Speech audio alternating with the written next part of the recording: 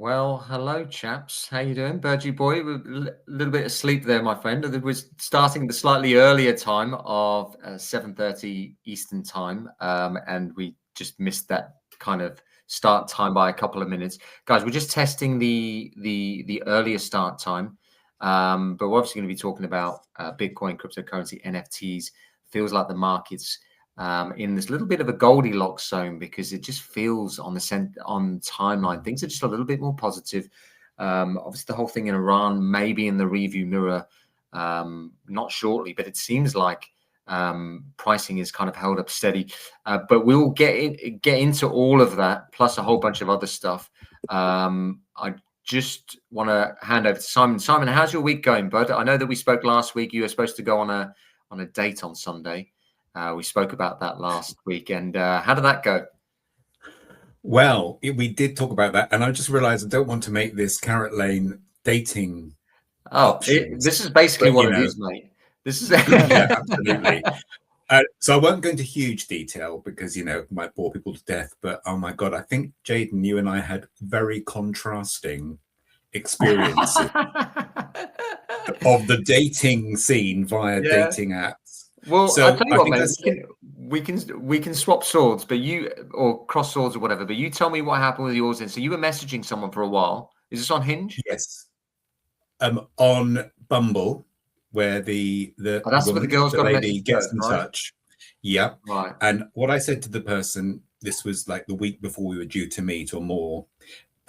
I said, look, one thing I have experienced is that you can go into a lot of back and forth messaging with someone and you seems to get on well, but you don't really get to know the person any meaningful way unless you meet. And I said, if there seems to be, any sort of a fluid conversation going, maybe people should get on video calls or meet for a quick coffee without going on for ages, messaging back and forth. It just gets a bit repetitive.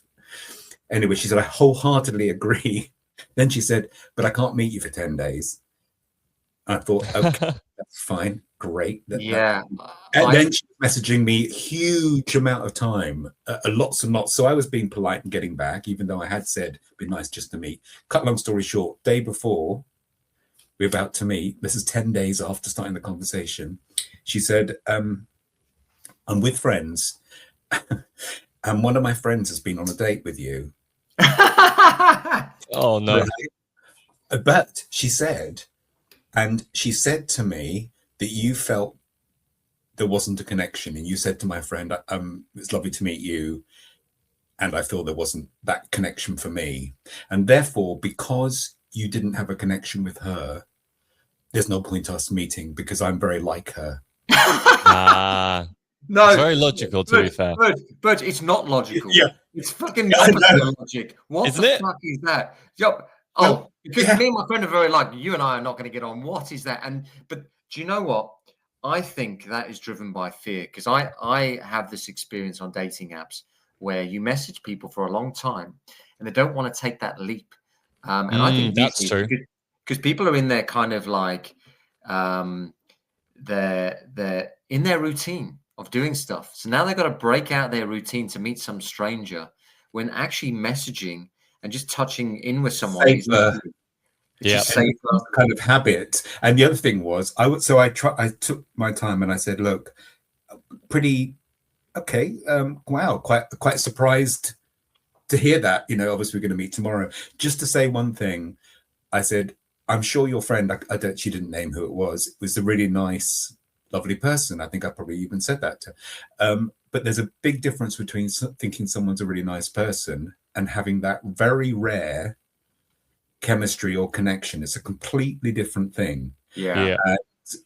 And therefore the kind of logic of just because I have a similar personality. Yeah. But so you're right. I think but all it did was compound my feelings. I'm talking about this as if I have the same passion that I do NFTs. But it did. I'm not going to go on about it. But it just really compounded my whole philosophy. Like, what are you looking for? Are you looking for a companion? I'm looking for love, man. I thought he was going to say that. When you did that with the eyebrows, mate, I was like, oh my God. Love, man. Young Simon. No, I mean, I've been married for 20 years. We divorced. I have my 3 children grown up, and it'll be really nice to connect with a lovely woman who is similar, and we like each other, and we go from there.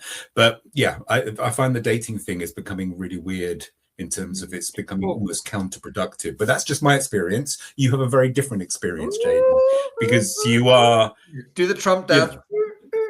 a different stage in your life. Tell us what happened, Jaden. Okay, just before I go into the meat and potatoes of it, guys, just for the folks who have joined the live stream, you'll notice we're just testing out an earlier scheduling time, just to see if we can catch, well, not catch people on the way to work. Maybe they want to listen on the way in, and if it drives viewership up, we'll give it a go. It was Burge's idea, and we've just realized he can't get out of bed early enough for us to do the stream. So we might have to revert back to what we were doing. No, I'm only joking, Burge. I'm only throwing you under the bus. But just, guys, do me a massive favor.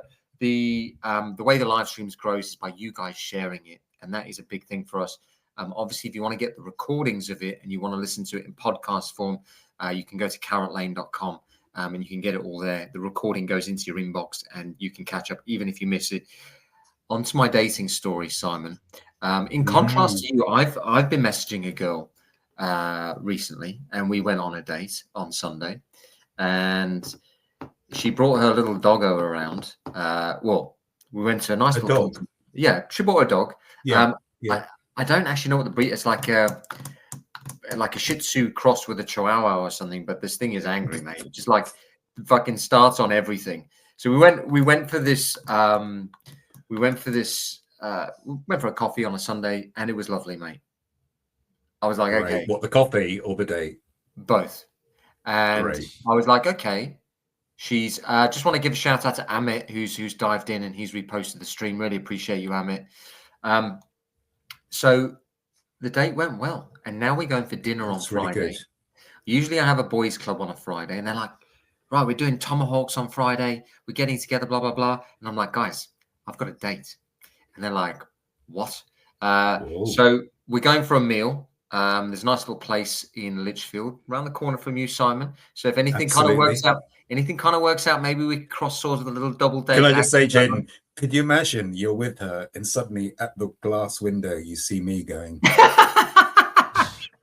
She's like, who's That's that? how you do my it. NFT friend. Yeah.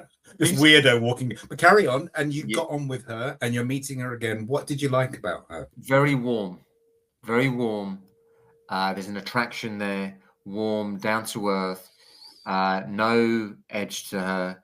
I could tell. I like high signal when I see someone, and I'm like, okay. I like to know that they need me. Like you need to need me because I need to be needed. I love the fact that you said high signal. It's like you talk about with this live stream. Premise. Yeah, everything's high. I like to see a high premise. She's a one of one, mate. The person I'm meeting. Yeah, she's an NFT, mate. She's a one of one. Minted her a couple of weeks. That's great. Quick question, because I know we're not, but I'm just fascinated. When you say you need high signal, what does that mean? That she's just saying you're the most amazing person I've ever met? No, not really. I just need to see that they I think that matched energy is the word. I think energy is perfect way of illustrating it. Yeah, I mean, I need to sit there and think, right, this person's into me, and she was, and it was good. It was a bit awkward because we're sat in this corner table and there was a family next to us, and it was so obviously a date. I walked into the bar, and the foreign barman is like European barman or whatever. He's like, oh, your date is in the corner, and then obviously there's a whole bunch of blokes at the bar, and I'm like, oh shit. So I walk over, and they're all looking at me. They're trying to check me out. Like, actually, this table next, and her dog is having a go at their bigger dog because it's obviously a Chihuahua, and it thinks it's bloody concrete. It thinks it's like the hardest thing or hard as nails.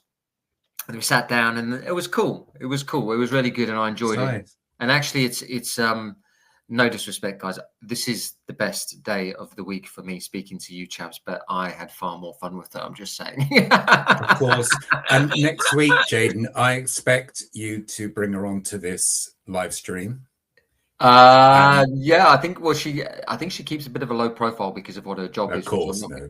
I'm not gonna. I'm really pleased for you, Jaden. I just really hope that this time next week you're saying, "Oh, it went brilliantly." Yeah, And well, we'll see. We'll see. The thing is, the data, and guys, we'll move on from the dating thing. We'll get into the crypto and the NFTs, and we're really going to dive deep into NFTs, some of the stuff that's happening in the TokenWorks ecosystem, and we're just really going to kind of geek out on it and have a bit of fun. So I'm really glad that for the 34 of you that are in here, please do me a massive favor. Just please share the stream wherever you are. It is the way it grows. I can see already, because we started earlier, there's an earlier uptick in people viewing, which is amazing. And if you could share it, that would be super amazing. Even if it's in a WhatsApp chat or private groups that you have, that would be appreciated. The minefield of dating is you got to find out if they're a vegan, do they have any dietary requirements? Some of them have multiple pets at home. Some of them have multiple kids with baby daddies that you got to think, okay, do I want to be a stepdad to 3 kids, 2, 1? I don't know. All these things you got to think about, which I didn't have to think about in my 20s. However, it's been a lease of life, because I realized, I always thought, in my mid-30s, I wasn't really settled down. But I realized there's a whole bunch of other people that think exactly the same. And there's people my age, 39, who've gone into their careers and done stuff, but haven't. Well, Jaden, I didn't have first child till I was 40. Wow. So I've got time. Yeah. I've got time to get married and divorced. And have a child. I mean, my dad had a child. I mean, this is obviously my half brother and sisters. He had his last child when he was 55, 56, which is completely bonkers.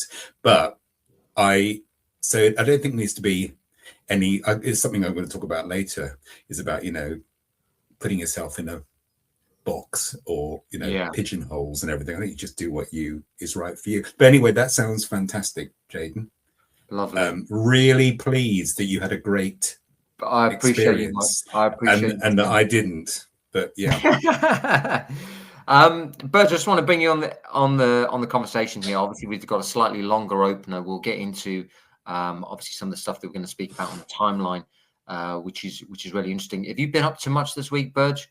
Yeah, I've launched the the tickets are live for the second On-Chain Society event. So that's kind of been what my main focus has been on. Watched a bit of football yesterday. Anyone was watching the Champions League matches? They were Liverpool. Liverpool out, unfortunately, and Barcelona as well out. That was a thriller, nail biter for the neutral fan. But yeah, On-Chain Society. Next event is in Birmingham, Sunday, the 10th of May.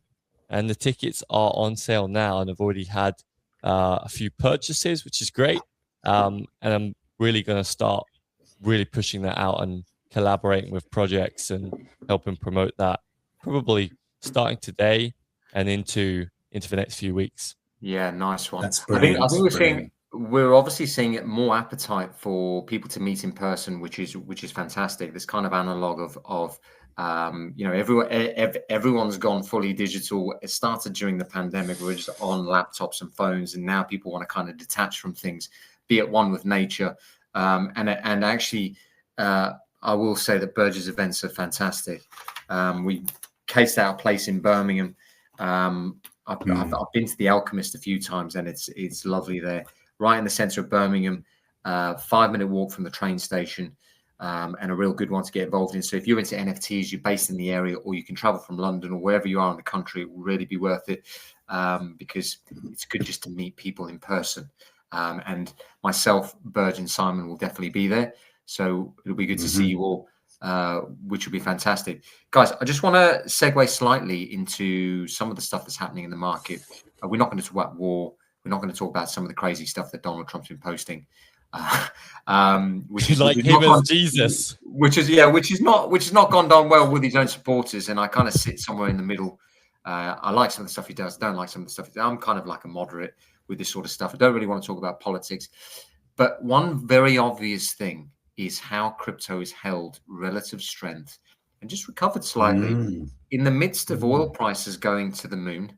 And they're worse for people in the UK because we get most of our oil through the Strait of Hormuz. It doesn't really affect our friends across the pond as much, because I think you guys have just, well, you've basically just broken into Venezuela and kidnapped the president. So you've basically got his oil. Yes. So I think, obviously, notwithstanding the fact that the oil prices are increasing, actually the forward-looking indicators of crypto look positive. The fear and greed index is looking much more positive than it was like 2 months ago. And also the ISM is ticking up, which is like an index into the economy. Simon, you were saying before the call that you can kind of just feel something in the air.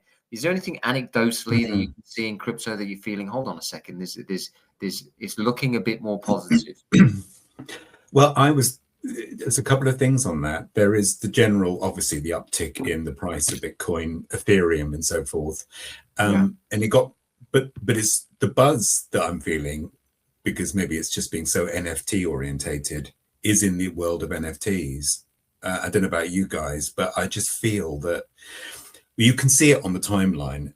You can see the maturing of the asset class, can't you, of NFTs? You can see utility coming in. You can see some really wonderful breakthroughs that teams are developing, and technology and community-based stuff. And I just think it feels so positive. And it's almost as if, dare I say this, you probably won't agree necessarily, but there's something around, could NFTs, although they are aligned to Ethereum clearly for all obvious reasons, could they go on their own? Could they detach a little way, break away a bit, because of all the other factors that feed NFTs? That's the thing I get a feeling about, but maybe we'll talk about that later. I think my general feeling is that it feels so much more positive, and people are so much more supportive of each other. And I think we've gone through a phase, and we're entering another phase of maturity.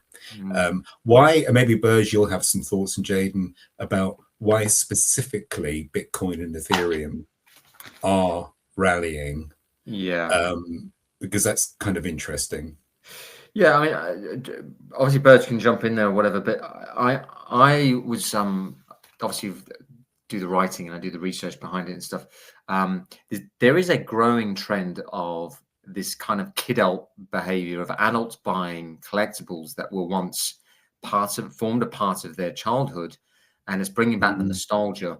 And actually, if you think we've gone through a period of high inflation, high prices, people haven't got pay raises. They're doing multiple jobs. There's bad news in the economy. Obviously, it's all amplified because we've now got social media.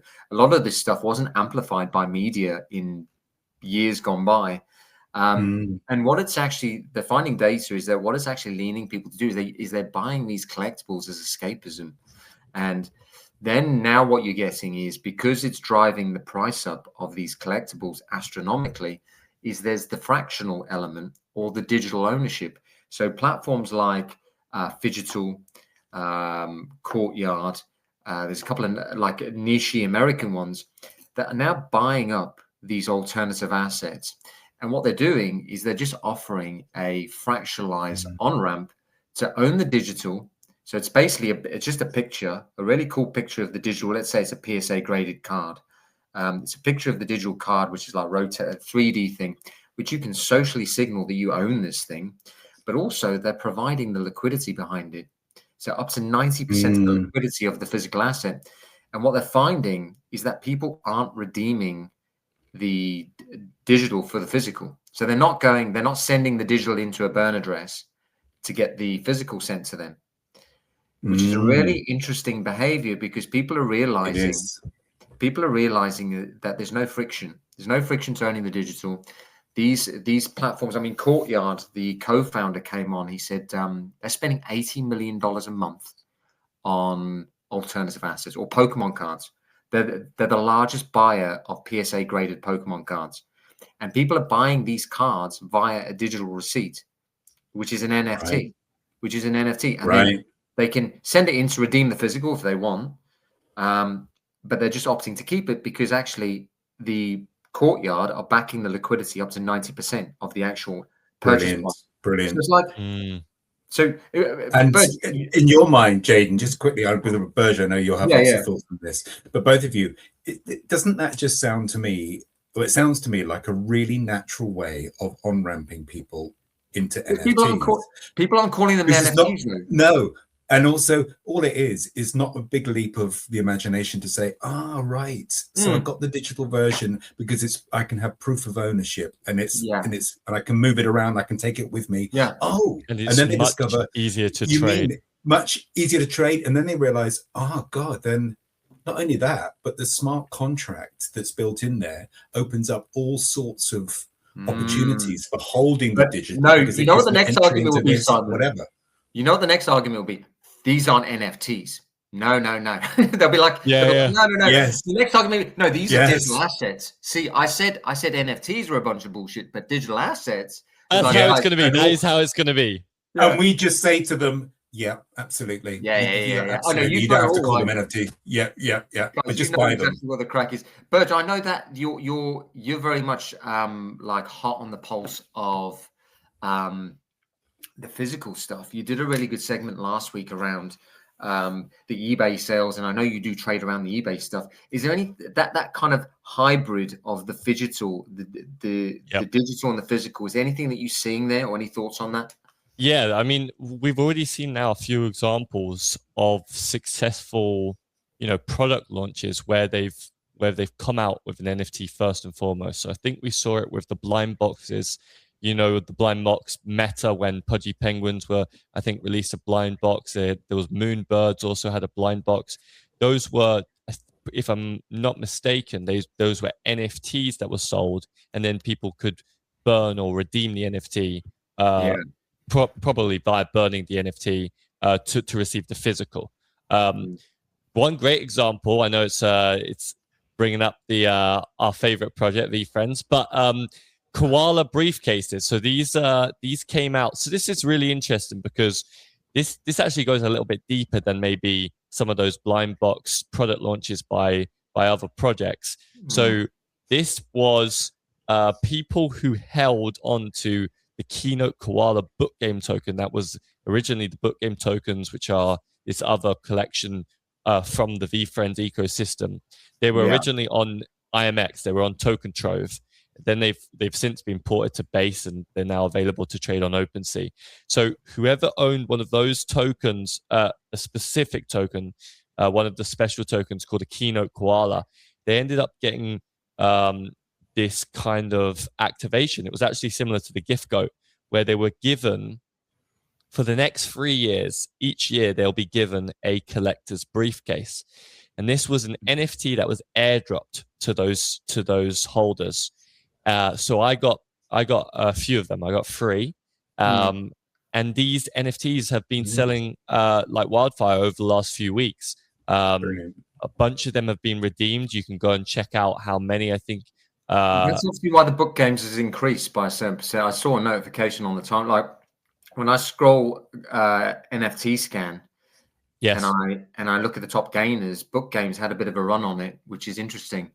Yeah, book games is I think it's that slow play for a lot of people, but I think there's always going to be longevity there. I think it's always going to steadily increase.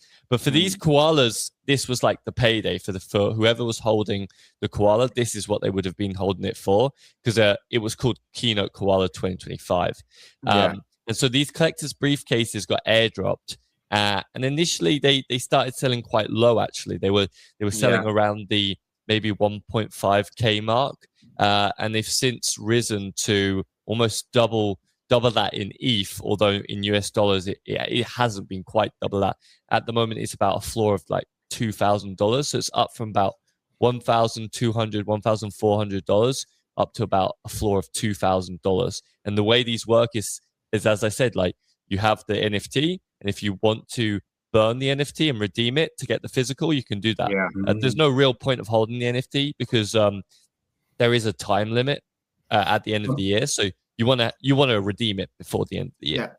That book games happened in 2022. I'm always amazed by how Gary can pick up social trends in the way that he does, because this is now a Yes. thing that is playing out. Yeah. And actually, he was very clever because he did like a hybrid between Web 2 and Web 3. Whole bunch of people dunking on him saying he's a Web 2 guy, and he's like, listen, it's all going to be Web 2, and then it's all going to be Web 3, and then we're all going to be Web 3, and everyone's going to go, he's a Web 3 guy.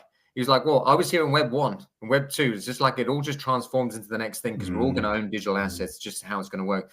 But the way he sees social trends before a lot of people. Well, I agree. And I just put out on X, as you know, and I was saying about going to go live on Carrot Lane. And I said, maybe I feel I'm getting so close to purchasing a VFriend Series 1. And I've got no hope when I got Burge and Jaden there.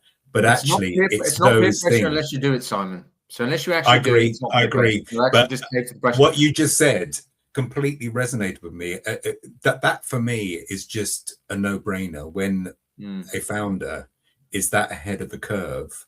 Yeah. And the fact that I've been thinking, as we have, about how collectibles are going to bring attention to NFTs, and he was saying that a long time ago. This is someone who doesn't. Well, I do have a Series 2. It's just making me.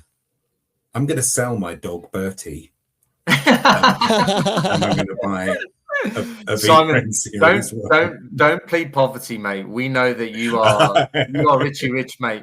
Actually, when you sit down, there's cash falling out your pockets. Right. I know we've niched down a little bit. Burge, you have something to add there? No, I was just going to say, instead of selling the dog, why don't you get the dog NFT from VFriends? I mean, there's actually quite a few of them. No, so. Actually, yes.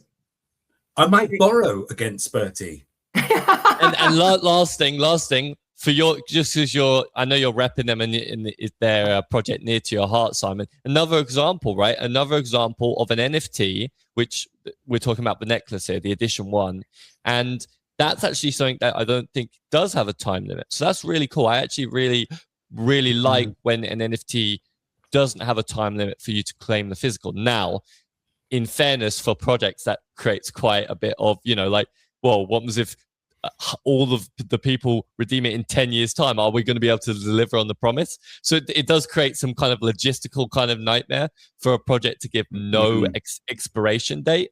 But another example, and I think we're going to see more and more of it. So it's going to be a big one. Tokenization. It's just tokenization, isn't it? At the end of the day. Yes, it is. It is. And obviously people resonate with the physical stuff. Then people hold digital receipts of everything. People are like, well, show me how you own your stocks. Well, I've got this email from the broker to say I own it. Well, that's a digital receipt. All right, show me the gold. Right. No, I don't own the gold. I've got this certificate, a digital receipt. So everything is digital receipt. It's just a social construct of what we assign value to and where it sits. Yeah. And where does that sit? What is the proof of provenance? And I think that's going to obviously be on a blockchain. I just want to circle back a little bit because I know we've kind of niched down, but I wanted to talk about the general market. Obviously, Michael Saylor bought another $1 billion in Bitcoin. In fact, I think they worked out this year that he's bought twice the amount of Bitcoin already that will be mined in the entire year. Everyone is seemingly who's not understanding his Bitcoin buying strategy is dunking all over him. Is there anything that you guys have seen?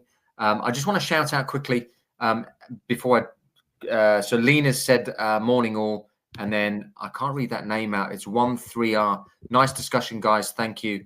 I really appreciate you joining. That looks like a wallaby. Is it that's a VFriend Series 2, right? VFriend Series 2, Wild Wallaby or the Kinder Kangaroo. I'm not sure which one. Okay, nice one. And Heiner as well. Shout out to Heiner on Substack. Good to see you. Actually, I want to jump in on the Bitcoin thing just for a second. Yeah. This came out, breaking news. According to Elon Musk and Kimball Musk's father, they hold 23,400 Bitcoin. 23,400 Bitcoin. Wow. Yeah, is apparently you can do that when you own all the mineral mines in Africa, mate. That is apparently $1.7 billion in just while we're Bitcoin. Jumping all over the place here. I do have a funny story about Elon. Well, not Elon Musk. He actually used to go to my brother's school. What? Yeah, he used to go to Pretoria Boys High in South Africa, which is my school my brother went to. And there's stories of him just getting bullied. And I think the school reached out to Elon Musk and said, "Hey, would you mind giving a donation?" And apparently he replied, he said, "I will pay you 100 grand never to speak to me again or never to reach out to me again," which is like, obviously it's gone down in his experience. Because obviously he's got this bit of autism or whatever, and people didn't understand it back in the day, especially in Africa, where it's like they're 30 years behind anyway. They didn't understand it, so he got bullied, and it was the school had corporal punishment. So if you got punished, you got cane and all sorts of stuff. But the prefects used to beat up the kids because it was like an army school, so it had that corporal type of element. Got that hierarchy system as well. I had that. Yeah. I had that experience. I went to not in Pretoria in the UK, but I went to a school, a private school, boarding school, which I didn't ask for, and I went at very, very young age of 8, and you had to really, really learn to fend for yourself. You did, because it wasn't just the fact you got the cane. I'm going to go off on one. I'm just going to say very quickly is that the punishing of the prefects was worse than the punishment from the teachers. And we used to have, like, if you lost any points in your dormitory for not having hospital corners on your bed, right, and you lost points, the prefects would take you outside with a whole bunch of people. They would all form a kicking tunnel against the tuck box shed, and you'd have to crawl through it while they kick the hell out of you. And then if you lost points, you'd have to have a jet of cold water taken off the muzzle of the shower onto your skull. Yeah, I'm not going to lie, I didn't go for any of this stuff. just traditional bullying, just the standard. But I was thinking, the school Birds went to, they all had phones and they were like, right, just filming it. I know. That just shows you the generational difference. But... Go on. I know. So that's an extreme, isn't it? There you go. Guys, I know we've kind of just derailed slightly, but it's all good stuff. Folks, to the 69, it must be a sign. For the 69, if you that are watching at the moment, so I don't need to be childlike, 70 now. Do me a massive favor, please just share the stream out. Would really appreciate it. Is how they grow. Obviously, if you've got any questions, drop them in the chat. And then, yes, Simon, just check your microphone out. Obviously, I can't hear it because I haven't got the earphones in. But I just want my microphone. Okay. Yeah, your microphone's good. I think it's just the phone, Simon. Cool. God, Michael Saylor's obviously been buying up this Bitcoin. Yes. People don't understand his Bitcoin buying strategy because he's leveraging the stock. So what he's doing is his stock is trading at a discount to his Bitcoin. I know he's got this Stark token that he's borrowing against to buy Bitcoin. It's seemingly he says it's a fortress. He says that this is the way he's bought. I think in the last 2 days, bought $1 billion worth. Do you guys foresee any issues here, or do you think it's going to be a bit of a problem, or do you just think he knows exactly what he's doing? I don't see how borrowing infinitely can ever turn out to be a good thing, but he's been around since 1989. Yeah, I think what he's kind of banking on the fact that Bitcoin's going to increase considerably in value. And he's got this crazy war chest now of Bitcoin. I did see on my timeline when I was going through looking for some headlines. I saw that it's in profit again. The strategy portfolio. I don't know. It's a very interesting thing, but I think it's got legs. I don't think it's going to collapse. I think. If it was going to collapse if it was managed wrong, it would have collapsed a long time ago, in my opinion. So my thinking is just like he created a system where he could just stack Bitcoin as many, like this is in his head, like this is how he could acquire as much Bitcoin as possible. This was the way to do it. Other than because, you just said there, he bought $1 billion in Bitcoin. I just told you Elon Musk might only have 1.7 billion, and he's just bought $1 billion this week. So it's insane. Obviously, it's not strictly owned just by him, right? It's owned by the company strategy, but MicroStrategy. But Yeah, I think it's going to work out. I think it's going to work out. I think it's going to. Honestly, it could actually be like it could shape the world in some ways, because if you have so much money, right? You know, that obviously means he can influence a lot of things. But I mean, I haven't actually seen too much around Michael Saylor like being political or anything like that, which is good. I mean, I think the way that people are thinking about it, especially people buying the stock, is they're comparing it against other technology stocks. So what they're saying is okay, if MicroStrategy is a technology stock, you've got Facebook and Amazon that are trading at a price to earnings ratio of 20 times the price, whereas MicroStrategy, and you can argue that Bitcoin is a profound technology, is trading at a discount. So it's trading at like a minus amount to what their stock holdings are, or price to earnings, which is interesting, because if you think about buying Bitcoin, you buy the stock, you're going to own more Satoshis per unit of stock that you own, because it's like the stock is trading at a discount to his Bitcoin holdings, which to me makes sense. And then you think, well, hold on a second. If you are new to crypto and you want some exposure, you're not actually buying Bitcoin by buying MicroStrategy stocks. You're buying into the performance of the company, which just happens to have a Bitcoin buying strategy. So I agree. But the thing that everyone misses, guys, if most of us pop our clogs, no one's going to be able to find our seed phrases. I'm just saying this. No one's with I've stock, left them in my will. So for my children. Fair enough. But I'm just saying, with the stock, because it's a traditionally recognized asset, there will be a succession plan. So at least there's something there. And I think people have different jurisdictions where they have tax breaks if they own stocks. So I think there are positives to owning it, notwithstanding the fact that when his Bitcoin buying strategy, he's leveraging the stock. So the risk is in the stock, not in the Bitcoin that he's buying. He's not collateralized it against the Bitcoin. So if the stock drops, he doesn't give a shit. People can leverage it up and do whatever.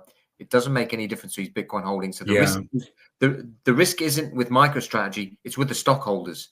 But the stock is well down now, so it might be a time to lean in. So I'm kind of 50-50 on it. Well, the only thing is, if you listen to, well, it's a couple of things for me. First of all, I mean, his gift is his ability to be utterly convincing, and his conviction, and to be able to persuade the people around him in his organization to go with him. That's his gift, if you like. And he's just got a great brain for being able to extrapolate and communicate what Bitcoin is. He does that brilliantly. The one thing I was going to say is that someone I follow called Simon Dixon, who is, I think I've mentioned it before, he's really worth following, very much an OG, I mean, right at the very beginning. And he says, his argument is that as you get, you get all these organizations piling into Bitcoin, including strategy, what he says, maybe we could say it's a bit over the top, he says, Michael Saylor's kind of selling his soul to the financial industrial complex. In other words, the Black Rocks, etc. And what he's effectively doing is his acts are centralizing Bitcoin. And therefore, what Simon Dixon says is what he recommends people do is own your own Bitcoin directly. Whatever happens, happens. But because the organizations are coming after your Bitcoin, don't sell out to that. That's his kind of view, because he thinks that Michael Saylor has now. Dixon guy, is he an early Bitcoiner? Oh, I mean, he is billions and billions, and he's invested in all the. He was an early investor in all the major exchanges and mining companies. But that's and he's just saying. Of course. He's an OG, so he's obviously very much protective of the decentralized philosophy self-custody. And self-custody. And he's just saying, be a little mindful that the organizations are coming for your Bitcoin, and they're going to play with that Bitcoin in all sorts of ways to fund their own, as he calls it, the financial industrial complex. And therefore, people as individuals, he says, you just got to own your own Bitcoin. That's I mean, it's a fair point. It's a fair point. I mean, with all these ETFs popping up, obviously, the BlackRocks, etc., Goldman Sachs, the banks are going to have a lot of, on paper, they're going to have that, but they're not actually going to own that Bitcoin. They're going to be like part of the ETF. But But strategy is doing it differently. You know, strategy is actually going to own that Bitcoin. I mean, maybe strategy, the play that it's trying to make, obviously earlier on when you couldn't invest, there was no way of investing in Bitcoin if you're an institution or company, right? That was like strategy was kind of like the loophole, right? Like strategy was the only way you could kind of get exposure to Bitcoin, let's say. Because we didn't have Now, the spot ETFs in the UK. yeah. So it was the only Now, way to get stock exposure, yeah. Now it's all happening. Now Goldman Sachs, I saw, is filing for a Bitcoin ETF. You know, we had a bunch that came out for Bitcoin and Ethereum. But now I wonder if strategy is playing that game of like, well, do you want to invest in us because we are the single biggest holder of Bitcoin, and that could become a marketing point on its own as well. Yeah. Well, it's interesting. I think it's the Bitcoin buying strategy of you knowing that you're going to own more Satoshis per share. I just want to segue on from the Bitcoin chat. I obviously want we can flip flop between crypto and NFTs. But did any of you see some of the stuff on the timeline with Steve Aoki? Obviously, he was a big NFT believer. I think one of the things he put on the timeline, which went viral, was NFTs are part of the culture now. And seemingly, there's been some news on the timeline that he's completely sold out of his positions. Sold out, yeah. I know one project that he was heavy on, which was Rap Strikers, and he might have been in VeeFriends and a couple of other ones, World of Woman. And a whole bunch of others. It may have been Bored Ape or whatever. But he sold a whole bunch of his strikers, and I'm talking for pennies on the dollar or pennies on the pound. He basically just dumped them. It must have been like a tax loss harvesting thing. But it's very surprising because actually, what's his reason? What's his reason? It doesn't really say. I think Burge is looking probably going to get it on the screen there. We can kind of do a share screen, but it surprises me because actually there was a list of all the I think it was 50 of the famous people who own Bored Ape Yacht Club, and only 3 of them sold. I think one of them was like Logan Paul sold 1. But the whole list, no one sold, and that's probably an indication into their personal finances. They've obviously got the money and stuff. So I don't know what's happening with Steve Aoki or whatever, but he spent a shit ton of money. And I think was it Meta Planet or something? Burge, I'm just going to get up on the screen. After we've shared this, guys, I've just got a video to show you of, I guess, the viral moment of what's happening on the timeline. But just to the 91 of you that have joined us, do me a massive favor. Feel free to chuck some questions in the chat. So you can ask any questions. In fact, if you do it on X, it pulls through. And then Burge is answering any questions that come through from Substack. But I'm just going to share this on here now, and then so this says Steve Aoki is out the market, and all it really is saying is that he sold 30K worth of Shiba Inu and ETH, and he moved them to Gemini. He still holds the Bored Apes. He still holds the Bored Apes. He paid over 800K for them in 2021, and they're now worth about 14K ish each. So I think it was used a bit of a headline. A bit of I don't think it's fully true. I mean, obviously, it's not fully true if he still holds the Bored Ape NFTs. I definitely don't think Steve himself thought that's it. I'm going to sell off all of my NFTs, all of my crypto. I don't even think he even needs to bother with that. Like, I think when you got that amount of money, you're not kind of thinking about like, oh, this investment went wrong.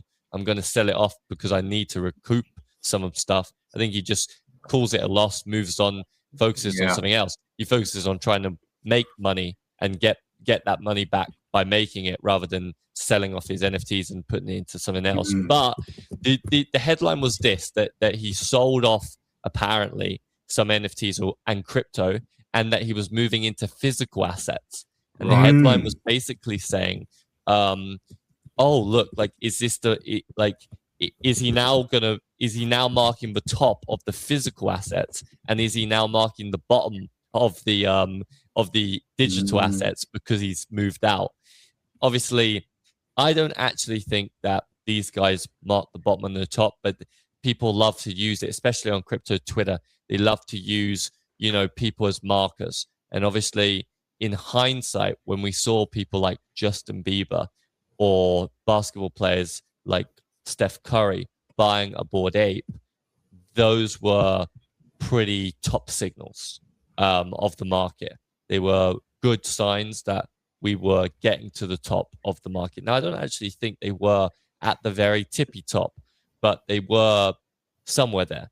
And so people kind of like use people like Steve Aoki as like measures of where the market is at. If Steve Aoki is moving out, that means maybe you should start being more bullish. But I actually think Steve Aoki is actually quite in terms of like earlier like in terms of celebrities, I think he's actually quite a bit of an early adopter, rather. Yeah. So I think he actually does see these trends and make a move a lot quicker than a lot of the mainstream. So I just saw that he's buying a lot of physicals. That's where he's definitely moving into. Yeah, and it's interesting because Pranksy, about 8 months ago, yes, he got. We've talked about this before, but he got a little bit disenchanted by his collection or his NFT. You know, the tried to do a mint. Yeah, he tried to do, and I got one, and he said, "Don't worry, I'm closing it now. They haven't minted out.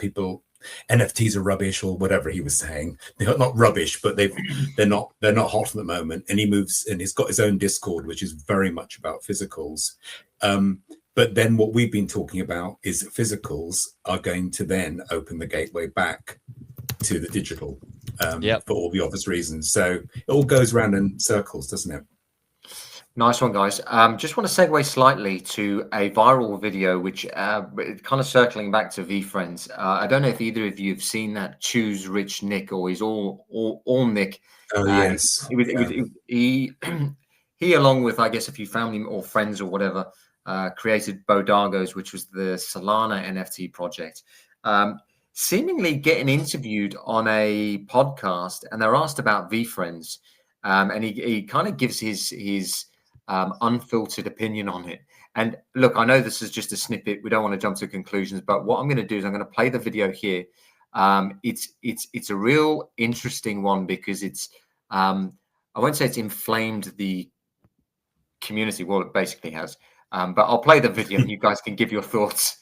Gary Vaynerchuk's still doing that. He's throwing money at cartoons and comic books and other stuff, and no one talks about that in crypto. That conversation is completely gone. I was on a bus to Orlando Disney, and the VeeFriends pop up on the bus, like a whole animated series, like trying to get attention. How he did that, like these are the official Disney buses. I haven't seen a single person talk about this. Like,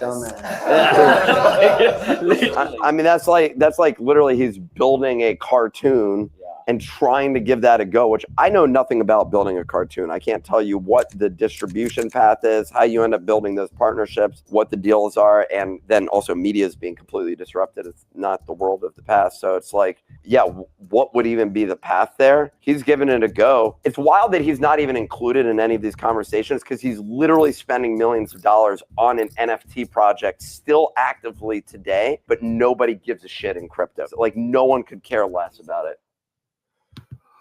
Damn, that's actually I wasn't expecting that. I'm so used to seeing the satire, you know. Yeah. That was a very thoughtful conversation between all three. Even the joke from who's it? Clemente. Like even that's like very trademark him. But that's actually quite a very open-minded, thoughtful conversation, which is odd coming from them. Yeah, no, but I thought it was a parody at first because Clemente says, "What a dumbass," and I'm like, "Do you know who this guy is?" He's like, but then I don't think it's I think that's what you would expect him to say, and he's like kind of like playing into his crowd. Yeah, I saw actually Gary leave a comment on that post and said, "Look, I don't play to the crowd." We're already seeing that some of the stuff is playing out, and actually, Burge, you made a brilliant point last week, which was just look at secondary sales on eBay. There's tens of thousands of VeeFriends selling on secondary market on eBay. That tells you how much people care about this stuff, and they're marked up to high prices. But I guess part of the allure with VeeFriends, and Simon, you've touched on this before, is you didn't really you felt like you didn't understand it, and you needed to lean into it. It wasn't really obvious from the outside looking in, and I think a part of that confusion is done on purpose.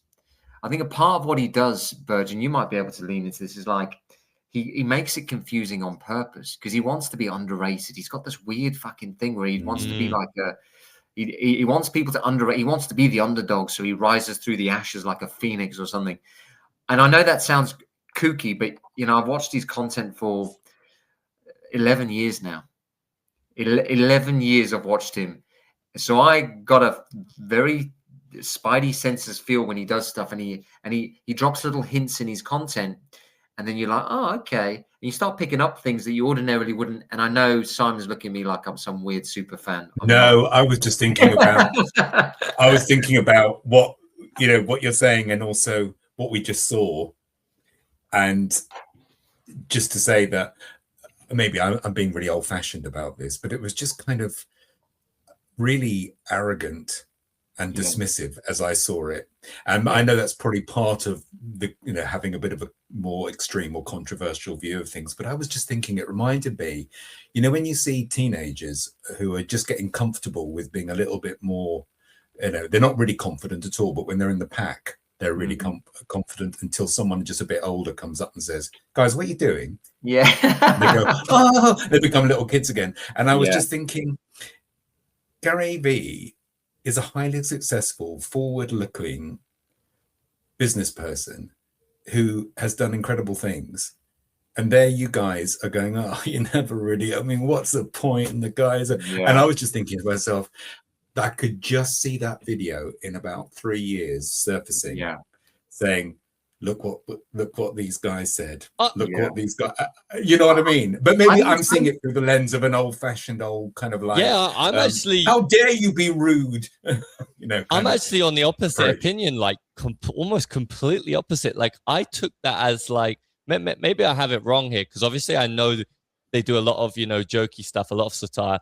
But I thought that was actually a genuine clip from them, that they were being thoughtful. And I thought it was more the point that they were saying, like Nick was saying, for example, that it's crazy how he doesn't get any acknowledgement from crypto Twitter or from the NFT space, despite having done such insane things. I thought that's the point they were making, because that's really interesting, isn't it? Because they brought up they brought up the Disney buses, for example. Like, I don't know why you'd bring that up and bash that, because they actually seemed quite astounded that he was on the bus. Like the guy was saying, like he wasn't expecting it. He was heading to Orlando Disney, and then he sees the VFriends thing. And I know personally, I was actually I know the guy who set that up, a guy called Cowabunga Chris. I was actually on the bus with him and a bunch of VFriends and Gary for the first time. Like Gary saw the VFriends cartoons playing on the bus, so I was actually with Gary and a few VFriends there. Really cool experience that Cowabunga invited me along for the ride for, and that is, I do think what they're getting at overall is true. Crypto Twitter and the NFT space doesn't give VFriends the same credit that it does give other projects. I mean, Gary has really done something real for VFriends, but at the same time, he's such a smart businessman that he's never pandered to crypto Twitter. He's always moved in his own way. And you're seeing it with, like Jaden said, the collectibles that I touched on last week, how strong that secondary market is. It blows any other project out the window. You also see it when you go to, and this was something I was going to speak on later, but I'll speak on it now just quickly, the GIFs, right? So GIFs have been a lot of projects have been putting GIFs out there to try and get their project, their art in top of mind to mainstream people. Pudgy Penguins leads the way. It has 94.7 billion views on its GIFs. It's got about 33,000 different GIFs that it's uploaded. VFriends is the second biggest project. It has 7.4 billion views of its GIFs, and it has 8,000 different GIFs. And then you've got, for example, Chimpers, I think they've kind of entered a little bit later on, and obviously they're a big social media brand. They've got about 1 billion views and about 1,300 different GIFs. That's another thing where Gary saw it so early, decided to do it. And I don't think he was the first necessarily, but he was definitely extremely early. He saw the potential, and you're seeing it pay dividends.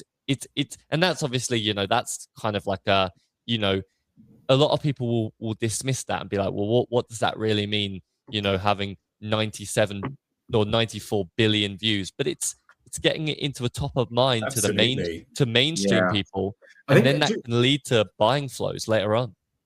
Just with that, Choose Rich Nick, obviously they have an NFT project, which is ironic that he's throwing shade at someone trying to do something with their NFT project, because they have one called Bodargos, which obviously when they were, I think, active in the spaces and they were doing the daily podcast, because there was the 4 or 5 of them that were doing it, and it was real high level stuff.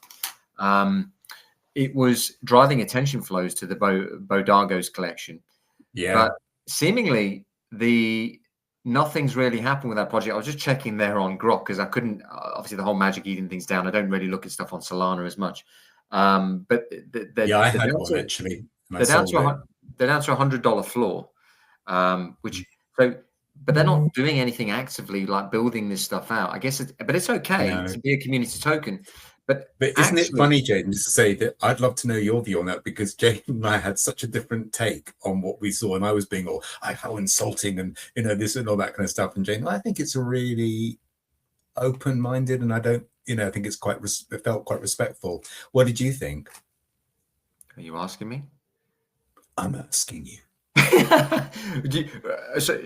You mean me? You mean I thought it was thoughtful. What was Jaden's? What was your view of that video? What was my views on that video? Did you think it was bashing it? Yeah, I was surprised. Because, so I'm the only one who didn't think it was bashing it. because Clemente goes, "What a dumbass," and I'm like, okay, but that's fine. True. We don't, but just, but then. But do you not think he said it in that way of like to crack a joke? Yeah, probably. Yeah, but obviously Nick says, "Look, I don't understand it," and blah blah blah, and I think a massive blind spot for crypto. A massive blind spot for crypto is they think that the crypto Twitter is the world, and no, it's not. That's true, and that's a blind spot. It's actually a blind spot for crypto, because what they do is they do this thing where obviously Web 2 folks come in, or I guess like normies or retailing or whatever the hell you want to call them, all the same people, maybe just a bit more green.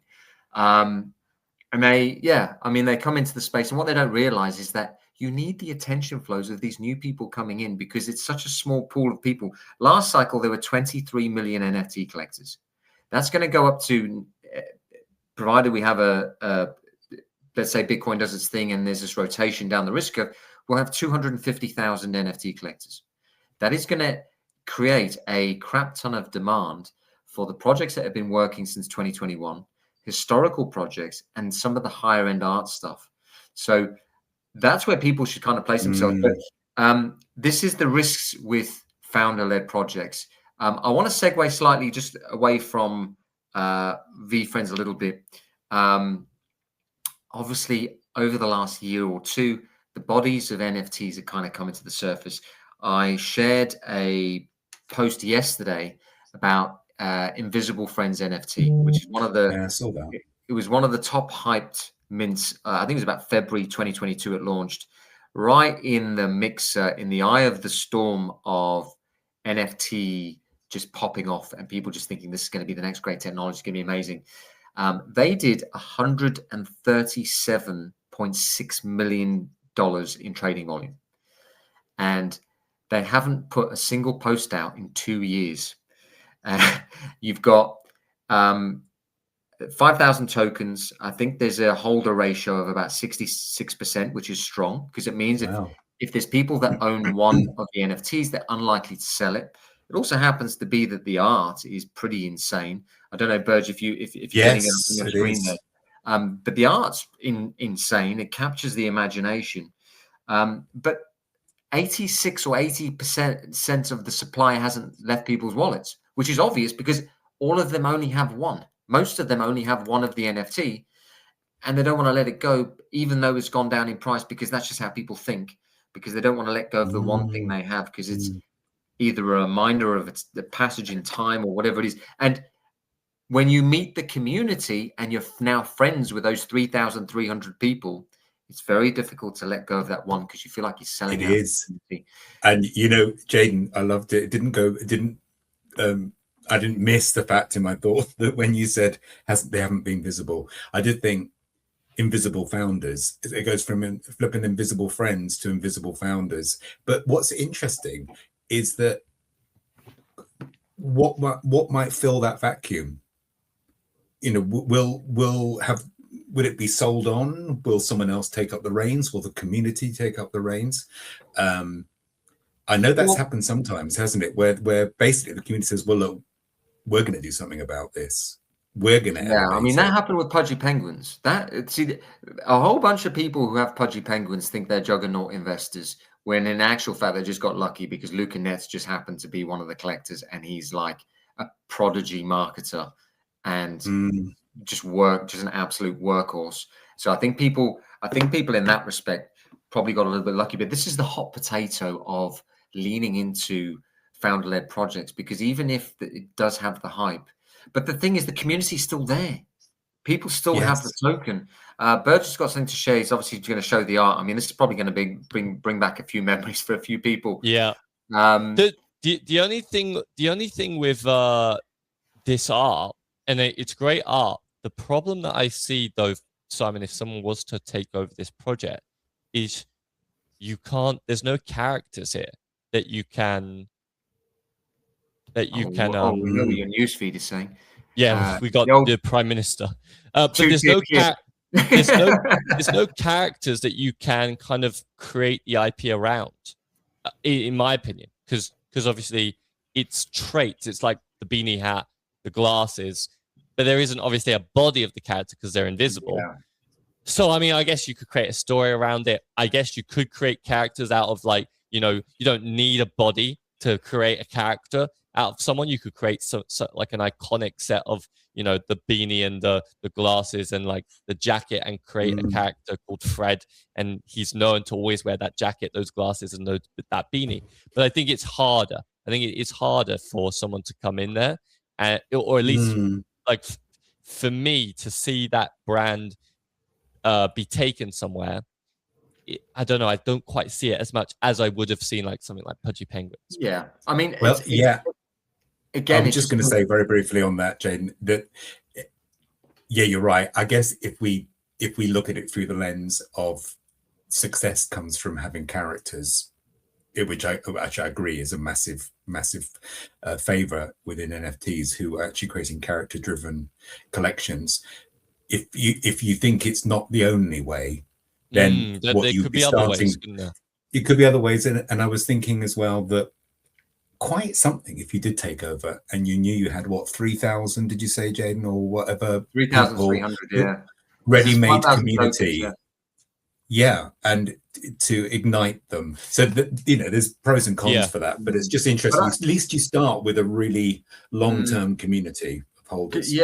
I think you do start from a standing start, and you do siphon the community, which I think, because there's a bit of a rumor that Gary was taking over Cool Cats or something. He was going to be. We had one of these meetups, and someone said, "Oh, he might have been an investor in Cool Cats because he obviously he kind of sees the community aspect." But I think there were a lot of artists who created really good art, who then felt that they had to turn into a business person, and then what they did, which was a mistake, is they over-promised on things that they couldn't deliver on because it's not in their DNA, because they were creatives and they couldn't deliver on things they were going to do, but they had really good art that people wanted to socially signal. And I think this cycle, if artists go through that thing again,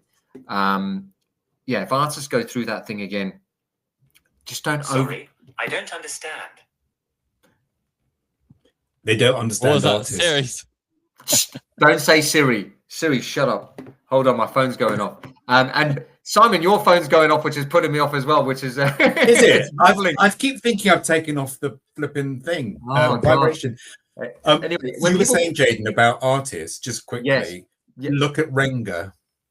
It's just gone up in price. Yeah, and I think you're spot on with what you just said. Dirty Robot, the artist, is absolutely he is pure artist, and he's he has such an imagination. I think the art is fantastic. Yeah. And I think that perhaps he and those around him were trying to fit in with the model of I've got to be a business, I've got to be whatever it might be. And actually what's happened, I believe, in the rise of Renga over the last couple of weeks is been very much community driven. I don't think, I may be completely wrong, people could tell me, that it's because suddenly he's activating great utility and it's becoming a business again. I think it's the art. Yeah, it's just emerging, and I've seen quite a lot of people who used to be, and I still have one, and some of Dirty Robots art as well, aside from the NFT itself.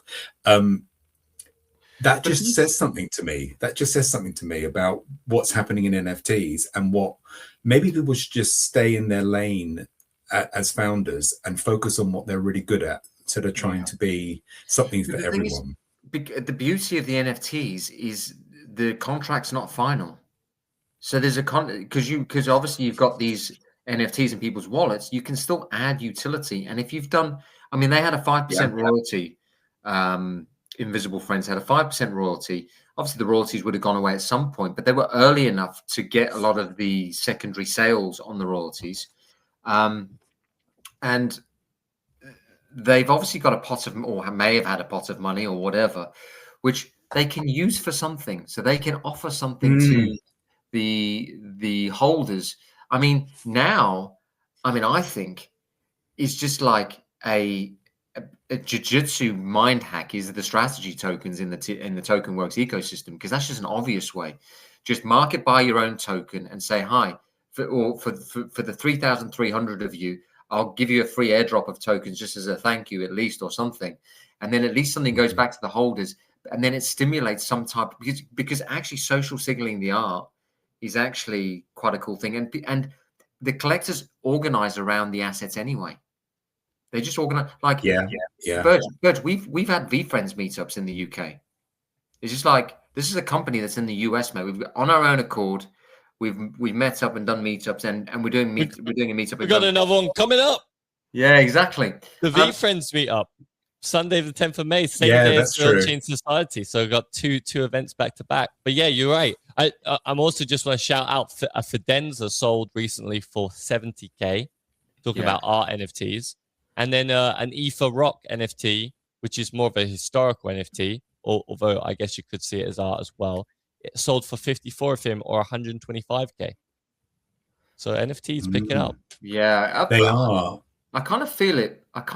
In the air a little bit, which is pretty cool. I just want to, Simon, just before we jumped on the call, you said there were a few niche nuggets. I've just had Charlie from Del Mondo's give me a follow on X, which is pretty cool, which I appreciate. I think I followed him first. We're now following each other anyway, which I really appreciate. I know you are a massive fan of the Del Mondo's ecosystem. Any news happening there? Anything that you're seeing? Any other NFT projects you want to talk about? Yeah, just quickly on those things. I have to say, it's really a personal thing with the Del Mondos. I'd said in Discord, I think maybe last week sometime, does anyone know when we're going to get the silver chains and pendants? And I can actually see people have been getting them. And I had a message from Benny, who might be watching, to say it'll be with you next week, or we're starting to send things out next week. And also, it's so childish of me liking this, or being so excited about this. I'm sending you a different coloured T-shirt so you can wash the one you've got. And I thought, because I'm wearing it every week, I just want to say I did wash it. Okay, this is clean and ironed. But I just think that's a really lovely touch, isn't it? That's going on. And the second thing is that there's a Spaces tomorrow that Del Mondos are going to be hosting, and it says things like giving updates on Climeta, right? Obviously, the platform that have been creating. So general updates on what's happening. So I'm not saying it's going to be any massive news, but it will be just really interesting to see how it's going in terms of onboarding the charities, one end of the Climeta platform, and perhaps getting some brands primed for the other end of the platform, because obviously one feeds into the other. So that's one thing I was going to say. You probably both saw, everyone will know about it, that Adam Weitzman bought 2,000 more other deeds and 203 coders. He's been on an absolute tear. He has, but you know what he said is, I think, again, it goes back how we met through Carrot Lane and a love of NFTs. It's really interesting that Adam said that obviously he's highly backing and passionate and believes firmly in Yuga and what they're doing. And he said something like, my best friends have come out of my being so involved in NFTs and such a big investor. And you get a real sense with him that obviously he's highly astute in terms of his business mind. And so when you get the idea of him investing, you think from a forward-looking momentum or forward-looking vision, you back him, wouldn't you? You'd back him in what he's investing in. But actually, at a more human level, he clearly just has a passion for NFTs, the art, and the community. And some of his best friends have emerged through his love of NFTs. And I thought that said quite a lot, actually, about the power of community and being connected and like-minded.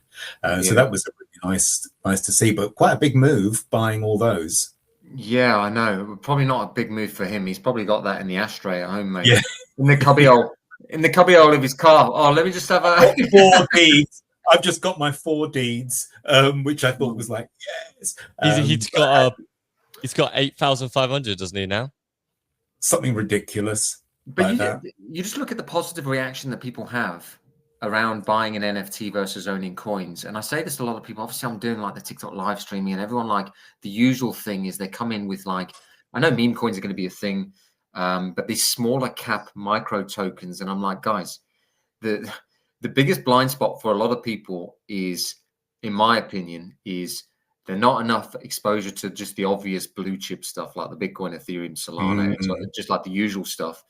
And then a blind spot is NFTs, and people getting caught in the middle, not realizing that there's like 2-3 billion tokens in the middle. So even if it is a good technology, and even if you love your tokens and love the team, blah, blah, blah, the math is against you because it's just about attention that's going to lead to buying flows. And too many people getting pop committed in the middle here, and NFTs being a massive blind spot. And you just have to see the chemical reaction it has with your brain. When you buy an NFT, you connect with the community, you social signal. Now, all of a sudden, you've got like 50 people on the timeline saying, oh, you own that rare one or whatever. And the positive, then all of a sudden, it's just like, you're not even talking about the technology. You're not like philosophizing about how this is going to take over the Swift banking system or some other BS or whatever.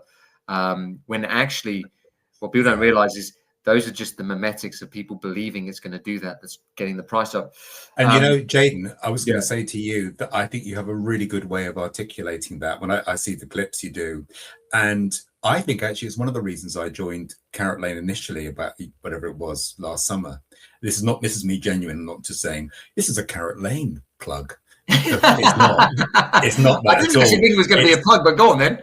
No, I didn't. If you do a good job, mate, I'll clip it and put some paid advertising behind it. Thank you. Thank you.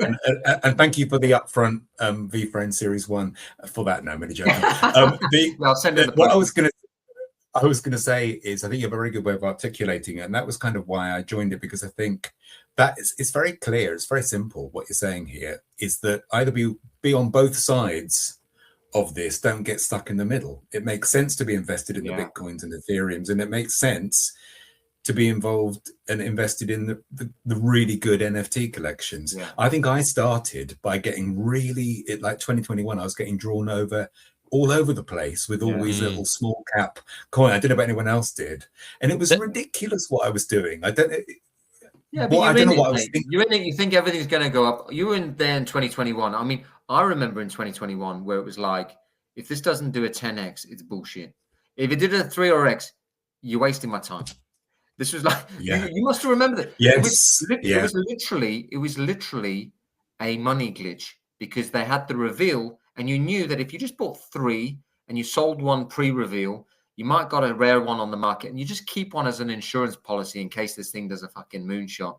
And that's why you would have got into those sorts of things. Mate, I was farming digital weed. I don't even smoke weed. I didn't like the community. I think it was Lux Lab or some company, and obviously lost all my money in it, whatever. But like got the experience. But I just want to say, like, the beauty of the NFTs is the art layer, because the art layer drives more attention flows and people recognize it more. And I think the products of Del Mondo is actually doing very well. And I've thought about this, which is it's just this big yellow head, which you can't, like, as soon as you see a corner of a yellow thing, I'm like, oh, okay, that's a Del Mondo. So it's the it's the attention that's leading to the buying flows, which is really clever. And then if you put your screen, if you put your X screen in dark mode, those Del Mondos are like, they literally feel like they're bloody on your phone. Like a giant cheese ball. Yeah, like it just stands out when and then you go, well, how many people have their phones in dark mode? You actually check, there's like 80 or 79 or 8 or 9% of people have their phone in dark mode. So now you're thinking, well, hold on a second. The vast majority people are viewing this big orange yellow head thing and it's in dark mode. You just and that's just me. That's just you, mate. Actually, you know, you said about art and about the art layer. I was just going to say that really interesting. One other bit of people might have seen is, you know, we talked about the other side and about it being a creator-led platform and experiential. People can come have experiences, but people can create experiences.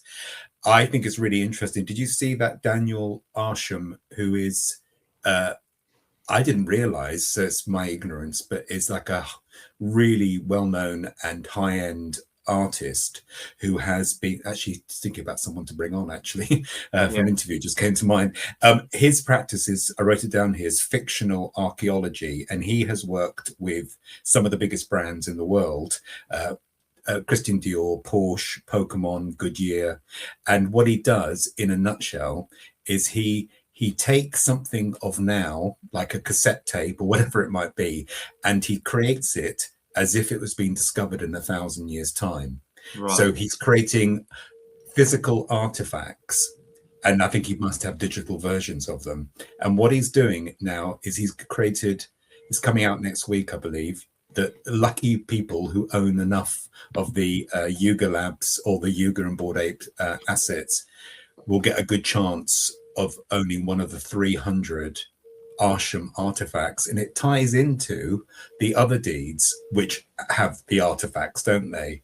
So there's something about his art is being transposed into this metaverse, this creator-led platform, and so you'll be able to, and apparently it will then morph and it will change over time. So I just think that says again a lot with what this ecosystem is doing with innovation, drawing artists in. It's just all positive at the moment. No, I love it. Burge, is there anything that you're seeing on the timeline, Bud? I know we had a segment with for Burge's Bangers, but we're gonna, I kind of like it with the organic starter, a little less structure, and we kind of dive into each of the things. But just a shout out to Charlie. I missed your comment on there, Bud, but he said, cheers, chaps. Great show. Obviously, I appreciate that. Simon's now got a smile on his face. Yes. Very, very happy camper there in the middle, Simon. Very good. Simon, how many Del Mondos do you own? 80. 80. Wow. I think we need to get you a shrink, mate, because you've got an addiction there. I do. I'm about to say I do have a shrink, but I don't. You're right. I know. I just, good. Hey, good. I've gone with my heart.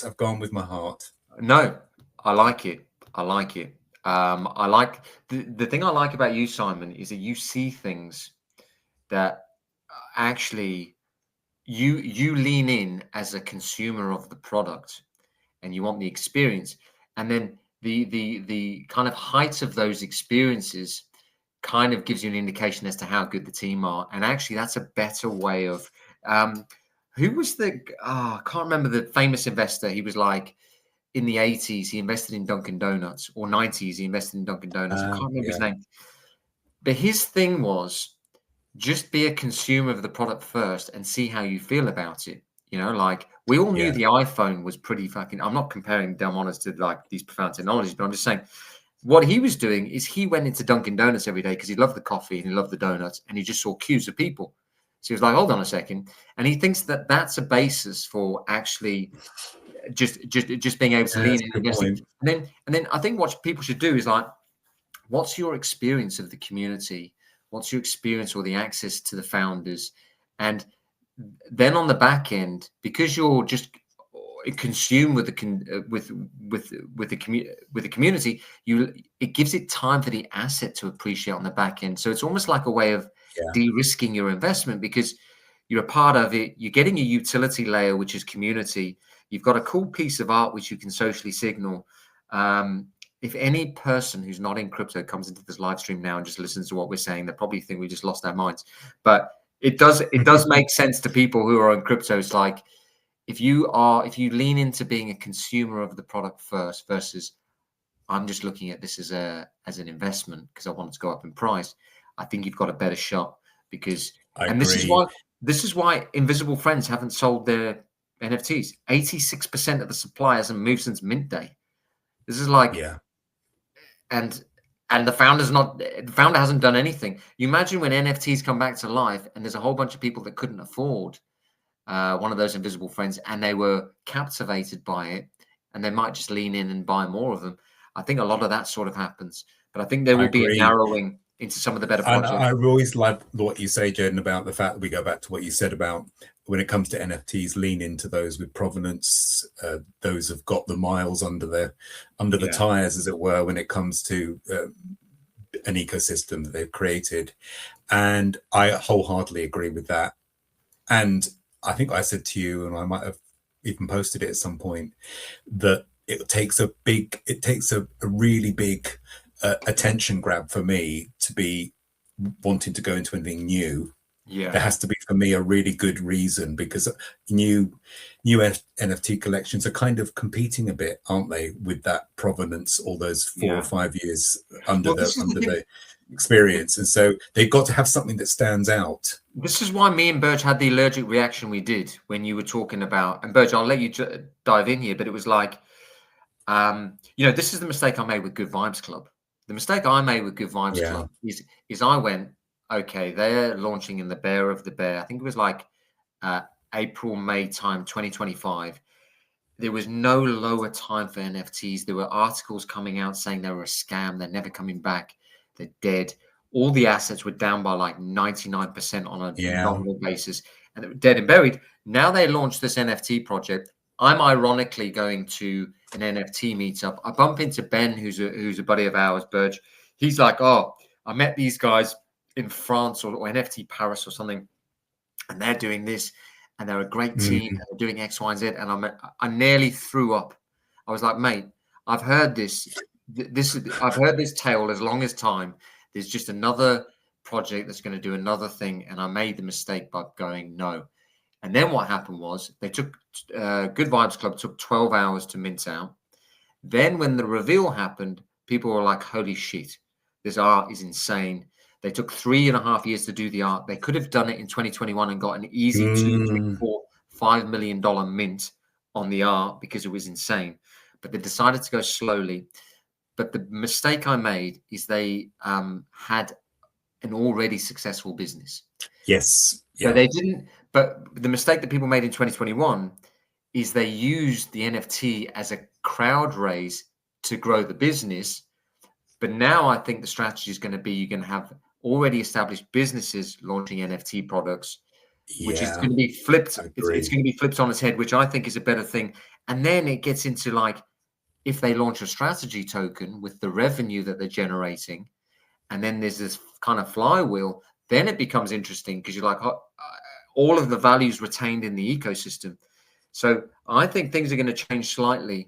I agree. Jaden, one thing I was going to say, Burge, bring Burge in. Yeah, Burge has been quiet. I was going to say, can you just check in? Burge has actually gone into a trance. I was going to say that, going back, just building a little bit on that briefly about collections coming on board now, is that if they've got exactly that huge, experience and business acumen, had an idea they've been building and creating for years, and they've learnt the mistakes of those collections that haven't been so successful and seen the sort of pitfalls, then they've got a real chance as much as anyone else. Yeah. But you've almost got to bring all that backstory now into launches. It's a story. Story. I think it's hard. It is hard to learn the mistakes unless you've been in the space. My worry would be there, regardless of the kind of history and the success they might have had in traditional business.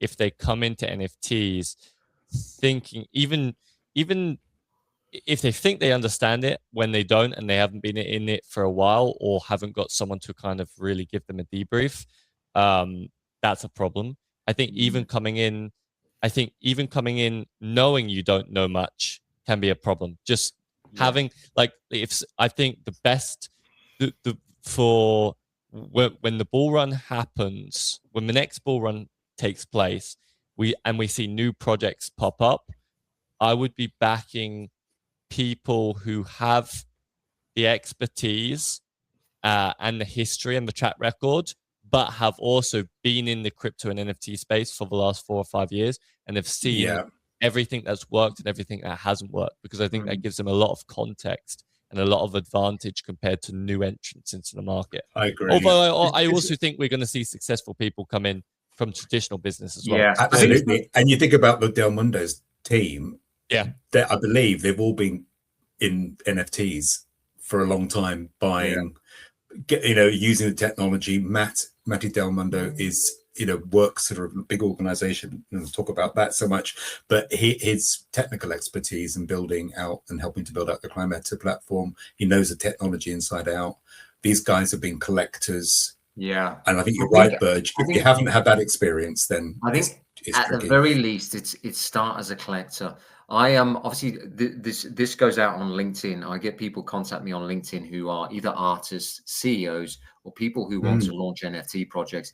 Really interesting that a lot of them are still playing the same playbook of 2021, because I do these one-to-one consulting calls, and they're still in the TGE mindset of launch an NFT. There's no talk about the story. Obviously, there was a lot of low effort stuff in 2021, and there was a lot of cash grab stuff. But then launch a TGE and use the token to raise more money. The problem is someone's going to get hurt, because the VCs are either going to dunk on the NFT holders, or people are going to front run the NFT to claim the coin, and then they're going to dump the NFT and the coin. So then it becomes this extractive event. So I think a lot of the same behavior is going to happen again. The other thing I'm seeing is there's a lot of people who reach out and they say, well, we've got this as a marketing budget. And I'm like, I feel like throwing up in my mouth, because the using attention in that way to drive the price up gets you to a level where people are buying at a certain price. Now you have to have some business plan to sustain that price. It's like, and I could see that with VFriends, which is why I'm very happy with VFriends, because one of the things Gary said early is price stability, because price is the best marketing tool. Price go up is the best marketing tool, and price go down is the worst. So you have to have a plan. Like, when we got Jacob from Chimpers on, it's interesting. I posed the question to him and I said, look, Chimpers has got mindshare here. There is and they've got supply friction because there's 5,555 of them, and they've got a strategy flywheel, and they're possibly generating revenue, and they're market buying their own token. So they've got this kind of put option of this perpetual flywheel buying up NFTs. Yeah. Now there's a very good chance that this thing goes to 10 ETH in a bull run. Now I think a massive risk, and this happened in 2021, is what's the plan? What's the plan to sustain this? You're going to have a certain percentage of collectors going to come into this collection. They're going to buy at 4, 5, 6, 7, 8 Ethereum. What's the plan? Because this is going to piss a lot of people off, because it's just going to be downward price pressure, which is why I think story, collectability, access to the founders, and just creating that kind of Metcalfe's law effect of each new person, you make them the holy grail. guys, I'll let you jump in here, and obviously we're just going off at a bit of a tangent. But that's why Good Vibes Club was successful. They were boots on the ground, had this secret little community Discord, and they were communicating with each individual person. They were documenting the art. This is what we're going to do. And they already had a successful business. So that's why I think that's the play for founders coming into the space. Free mint, bake in a royalty, give value, simple, and give access. What do you guys think? And a lot of the time, I think people are, I mean, these projects, the reason why people are coming in with a marketing budget with no real plan to provide value or no real business plan for the project is because they're there to extract. You know, these are, they're wanting a pump and dump, and they're they're not wanting to dump necessarily, but they're wanting to make money. Like, these people got paid out, right? You know, people who had a lot of marketing budget, like the Invisible Friends, for example, had a really hyped mint. They got their money. They got their money whether they did the job or not. They could have then used that money to build a business if they wanted to, and potentially earned a bit more money, and potentially, you know, obviously gained the, you know, the success and the accolades that comes along with that. Or they could have just exited and obviously made a lot of money there and left a lot of people on the high and dry. So that's the problem. It's going to be, we're going to see it again. We're going to see it again for the next bull market. We're going to see a bunch of projects. I'm going to throw something at you, Burge. In that hype phase, how many projects, because as collectors, the majority of collectors screwed up the managing of the finances. Because what a lot of people do is they sold out the NFT and left it in ETH. Now you have the tax event on the top line figure, and now ETH is a third of what it was. I wonder how many founders actually screwed up with that. I wonder how many founders did the mint, left it in ETH, thinking it was still going to go up, and didn't account for the tax event, and now they had to they got pay out on that. I mean, famously, even VFriends got caught. You know, even Gary, like experienced operator like Gary, even they got caught in terms of they didn't immediately switch it to USD.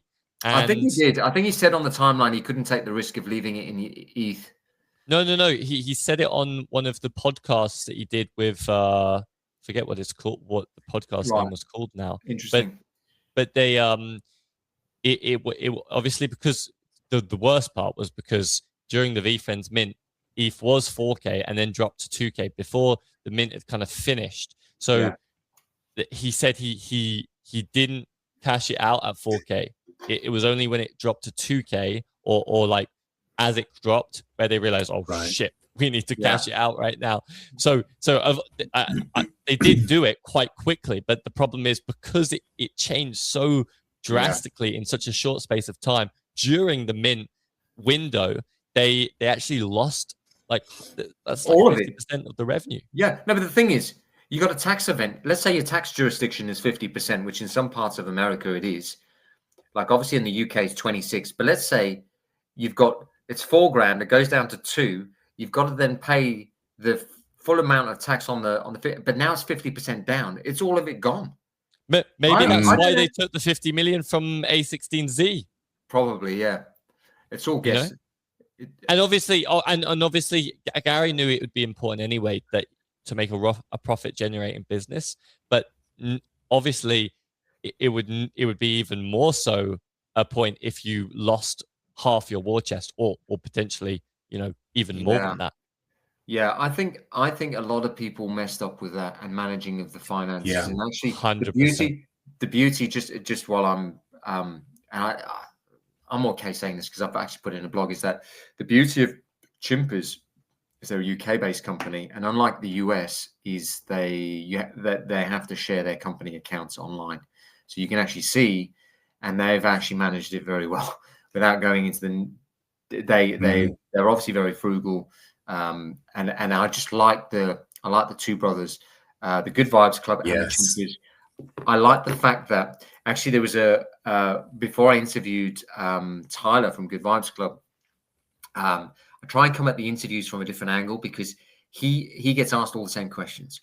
It's all like this pyrotechnic stuff. Oh, amazing, you did great, and blah blah blah. It's all this high level stuff. Whereas actually, people don't actually ask about the person, like come at it from a different angle, like actually ask about them. And actually, there was some. I did some research on it. There was a study from Harvard which suggested that if brothers went into business together and they had worked together for a period of time and they were cohesive, is that they outperformed every other type of business, every other type of business in the S&P. Just you imagine, those Oliver and Jacob, let's just say, one of them decides he doesn't want to do it anymore, and the other one goes on and does it. They'll never be able to. It's kind of like the other one doesn't want to quit for the other, if that makes sense. It kind of. I agree. It's Gary and AJ. Yeah, well, I mean, they're not really in business, are they? Well, they were for VaynerMedia in the beginning, and then they obviously AJ changed. It's actually quite a good way when you can't meet the founders. It de-risks your investment a little bit because they're in it for the long run. And all these NFT projects need to do is develop a Lindy effect of surviving, because then you're friends for life, and then you don't want to get rid of the NFT because you've only got one or each. And yeah. Do you know what I mean? I was going to say as well, Jaden, that that relationship, the brothers, for example, or not the equivalent, because it's very difficult to ever have that equivalent, but within a team, certainly a lot of the work I do is what happens is a lot of teams get together or businesses get together and their first focus is on the bottom line.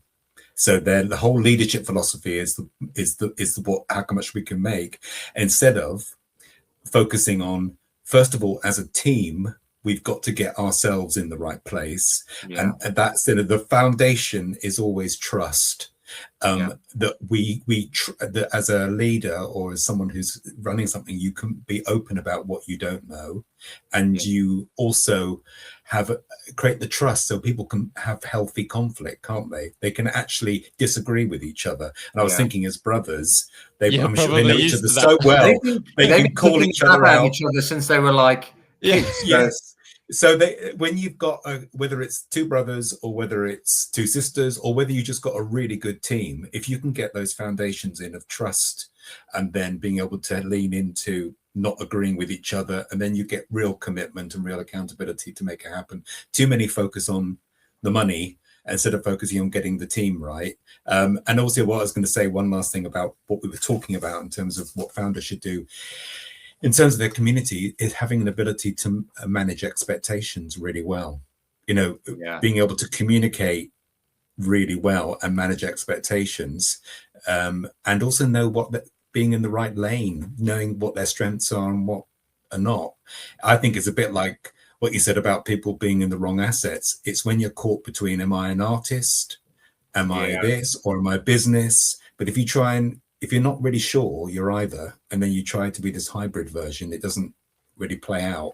So just know who you are, manage expectations, and create a real trusting team, a trusted team. And that's why I love Del Mondo's. I love it. No, I love a lot of other collections. I'm heavily into Jimpers and etc. No, lovely. It's just in the private chat there. Burgess said he's got a bit of a banger. He says it's a segue, but let's send it. His bangers emerged. Burge, you're under serious pressure here, my man, because if this isn't a banger, if it's some news headline on the wall, no, it's not. It's not. Well, I mean, it kind of is, but I think there's something bigger. We were having here. such a good time, mate. You're not going to bring up a political tweet, are you?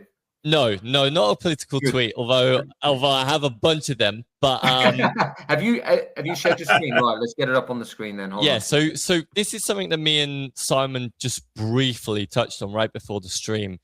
Just gonna play this video just short. It's like a marketing video for 4X, the platform.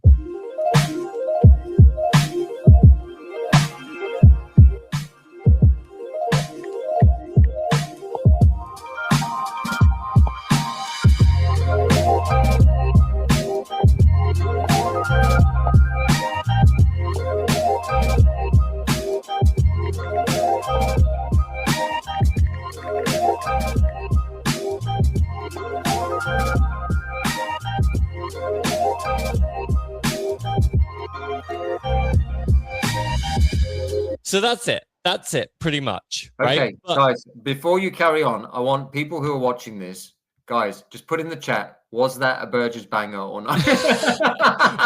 It's more what I'm about to say. So I think there's something bigger here. So Nikita Beer, we're going around the arc here. Good. I like it. He's the head of product, right, at X. Right. And so I've got him here. I think he recently put out he said crypto's had a rough year. Maybe we should launch something to fix it. Now I think this is actually something a lot bigger than we're anticipating. Here's a great tweet from Gorilla. These are concept arts, by the way. They're not real pictures, the ones you're seeing right now. Right. He's kind of theorizing that you could put you could do NFTs in the same way as X has just shown stocks and crypto. Now, first, let me backtrack a bit, because as Simon and me said before the show, what these cash tags are, there's no way of buying them. It's just showing the ticker, right? It's showing the ticker and showing the chart. But that's big, right? Because think about, like, when I want to see the price of Bitcoin, or if I want to see the price of the Tesla share, I go to Google, right? Yeah. X is now directly in competition. Now we've seen X try and do this before, and they're trying to compete on search, right? With Grok. They're trying to compete actually with Wikipedia, with Grokipedia. And now they're trying to compete now with Google, being that trademark, being that classic default thing that you'd go to go Tesla stock price or Intel stock price. What happens if you're already on X? If you're already scrolling the platform because it's a social media that you use to get news, and now, I want to find the price of Bitcoin. Well, what happens if my brain rewires to, I'll just search it on X instead of searching it? Instead of going to my browser and searching it on Google. That's a good point, actually, because I know on Substack at the moment they've got the same feature, and I wonder, because Substack copied all of X's features, and now that was a feature that Substack came out with where you could put the price of it in, and it comes up with the chart.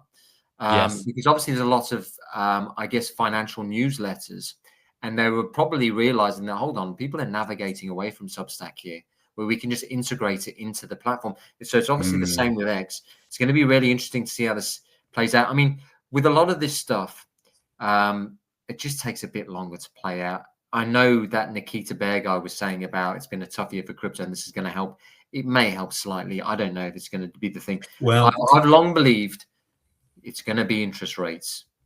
But I think there's more to come. So what I was showing right there, it definitely is. Yeah. So I think that's what someone's going to jump in on. And I'll just say quickly. So firstly, I think this is like the first step. I think this could open up to potentially being a way to buy stock or crypto via X, or at the very least, X partners with someone else who can offer that. Maybe they partner with Coinbase. Imagine that. X partners with Coinbase, and you can buy. You end up buying through Coinbase, but it's via the X platform. You've also got something at the end there I showed.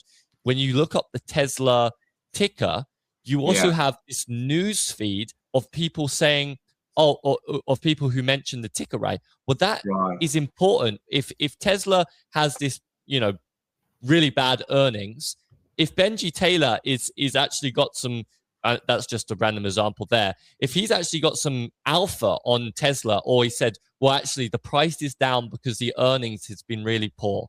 Well, that's useful information for an investor, for a retail investor. That usually retail investors don't do too much research. They don't keep up with the news too much. Well, if X can bring that all together, that could be a big deal. But my real big thing here is, I think this could be a way for X to enter the game as potentially as an exchange to allow you to buy and sell crypto. Could also be a way to allow you to buy and sell NFTs, which is kind of what I was showing here. Obviously, that was what Gorilla was going. Now, I don't think this is round the corner. I think this is still a little bit away.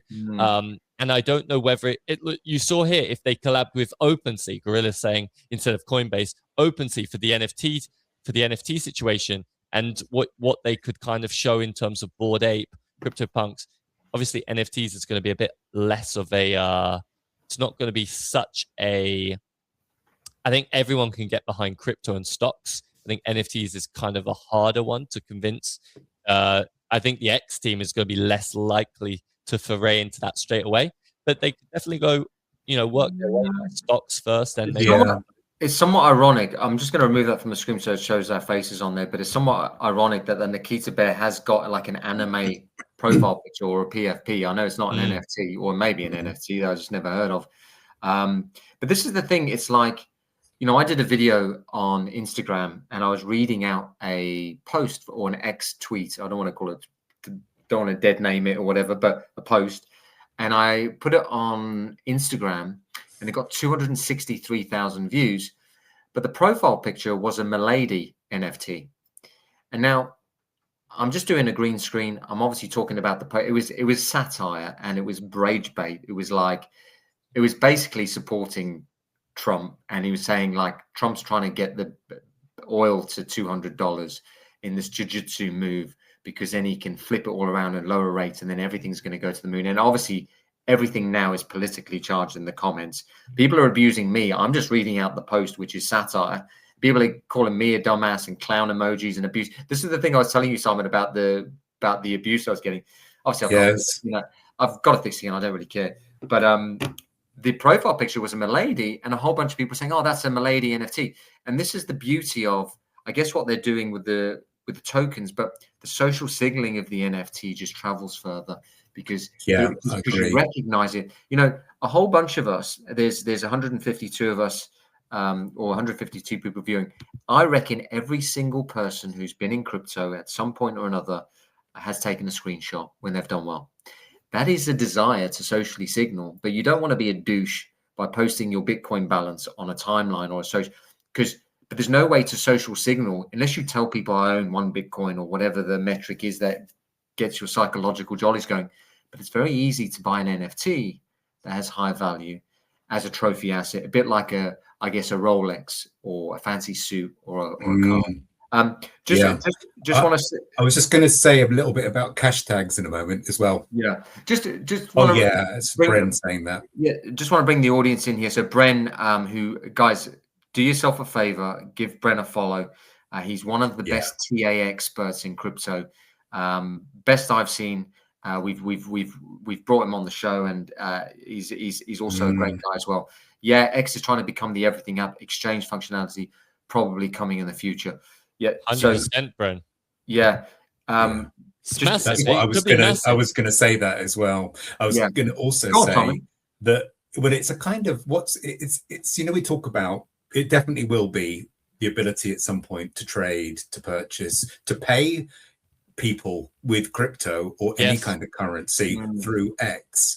The other thing I was going to say is it all goes back to this: how can you seamlessly onboard people without friction? And again, it's another step to a relatively frictionless experience getting into crypto, and then as a consequence getting into NFTs, because crypto chat inevitably for a lot of people brings in chat about NFTs, so people go and then they see the NFTs. So it's just another way of onboarding people. Go to where they live.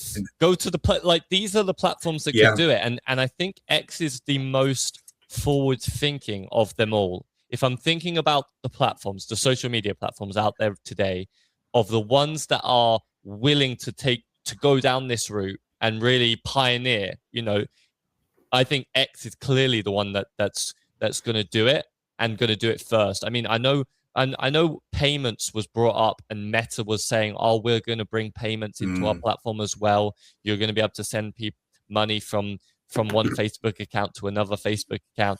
But X, they've just been the track record over the last year, 2 year, 3 years of just innovating, but also updating the platform, improving the platform, putting new things in.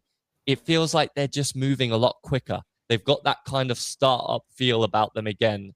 They obviously, when Elon came in, there were a lot of layoffs. They really streamlined the company. What that allows when you streamline the company and you really say, "Look, guys, this is the vision. This is what we're building," you can move much quicker. And the problem with these big companies like Meta is I think that they probably have like 100 managers even more than that, 100+ managerial positions, and they become so bogged down. It becomes such an elongated process just to innovate, just to make improve the change. platform. Exactly.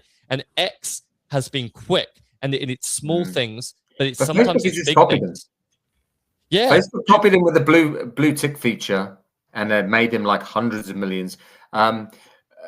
We'll just kind of segue again slightly away from this. I just want to say thanks to Bren for reposting the stream. I know he's got a lot of followers, so we're probably going to see a few people pile in here, which means that we just got to do a marathon live stream because I don't know, for shits and giggles. the community notes, that was a massive thing. Yeah, they haven't followed, they haven't copied that, and that's massive, right? Yeah, they still do the hashtags on Facebook, which I think it's ridiculous because there's just an algorithm. Why do people have to do?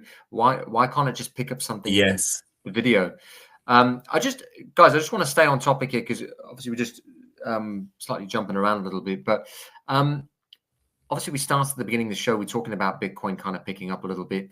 Some of this stuff goes further down the risk curve, hopefully into some of the assets we hold. I prefer to hold things that go up in price, although I enjoy being a part of these communities. Is there anything that you guys are seeing on the timeline that looks interesting? How do you feel about the market in the next kind of 3 to 6 months? Do you think we are going to be in a bear market for 2016? Or do you think we head a bit higher? Simon, you're shaking your head there. What do you think? It's so difficult to know, isn't it? And anyone who says they do know is obviously mad. But I think obviously what's happening in the world right now around us is going to always have an impact, isn't it?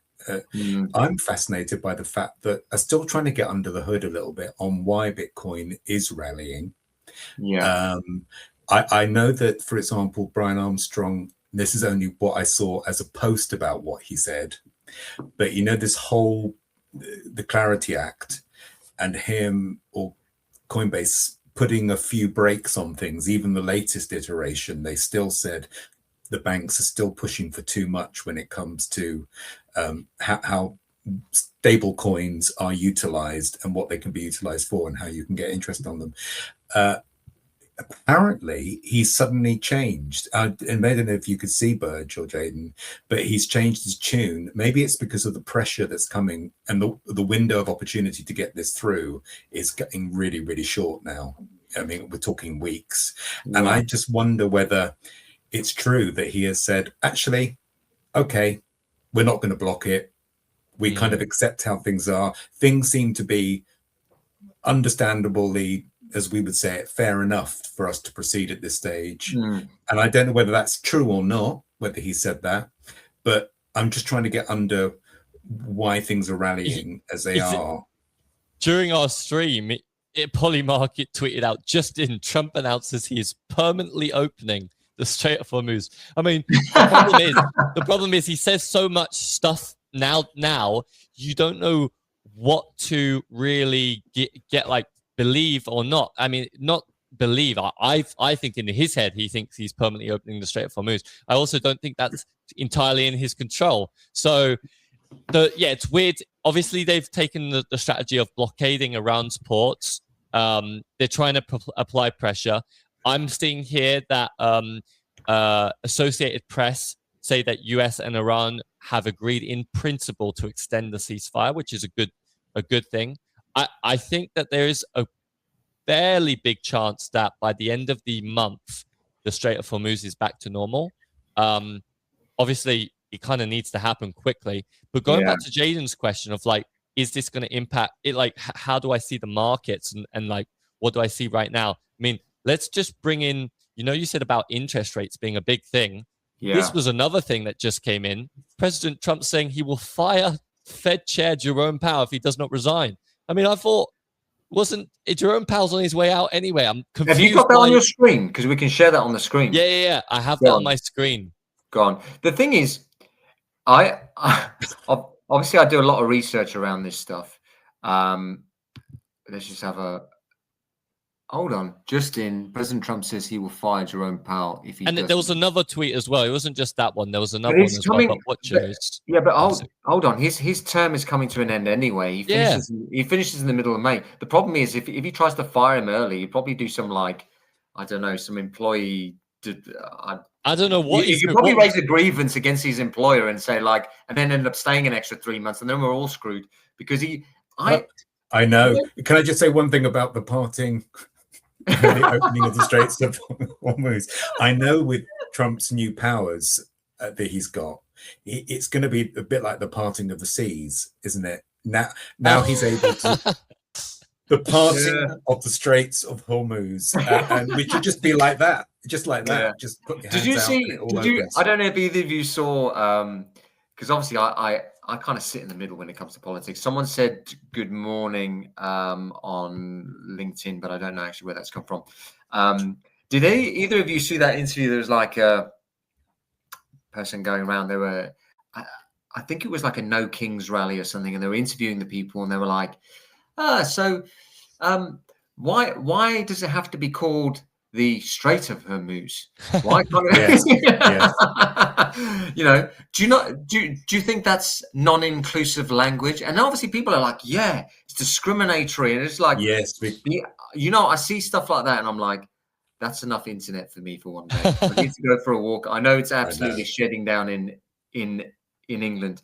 Wall Street Journal said that France and UK might be preparing a mission to reopen the Strait of Hormuz without the US as a way to kind of like, you know, obviously the US and Iran and Israel are butting heads. But if UK and France come in, obviously Iran doesn't have any, there's no reason for them to, like, there's no beef with them, right? So Iran can't really be hostile to France and the UK. So there's a potential to be neutral and potentially open up the Strait of Hormuz that way.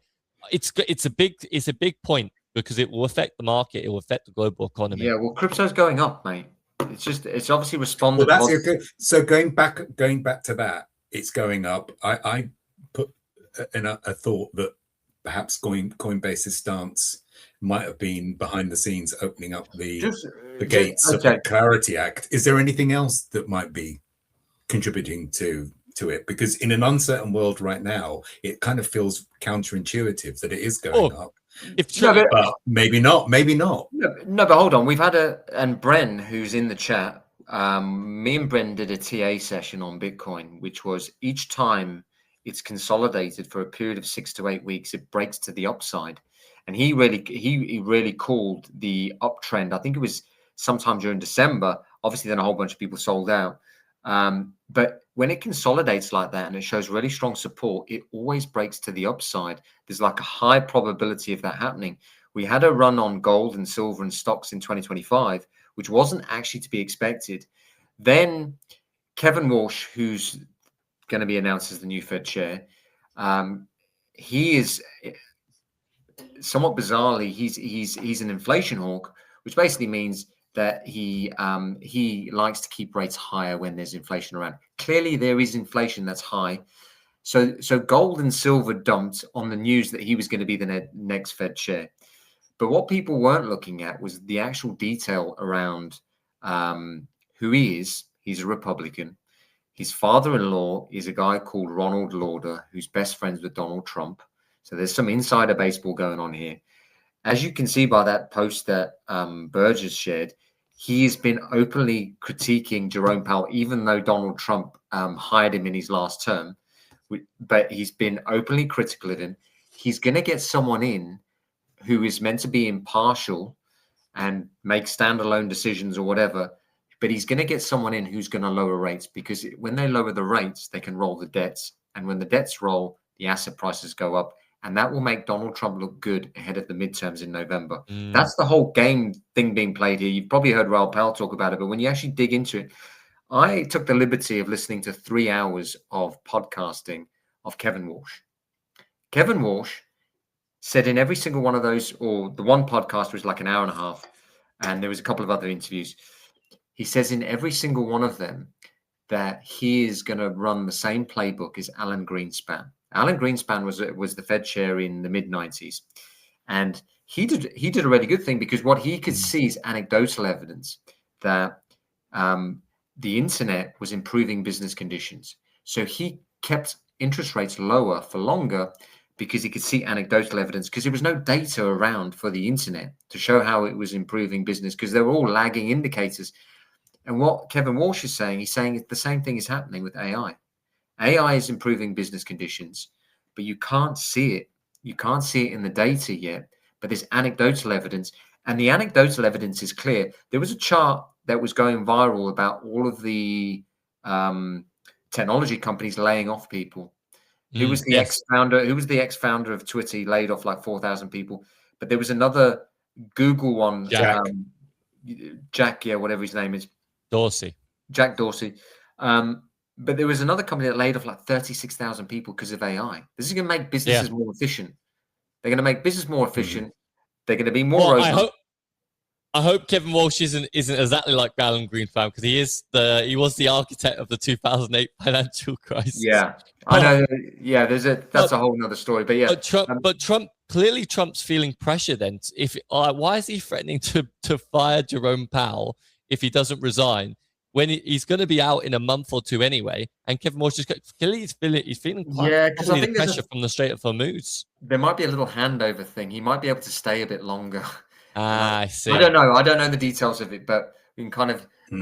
I was talking to someone about AI just on that note about the layoffs, and really, it's about how you utilize AI. It doesn't mean it always has to replace the human being.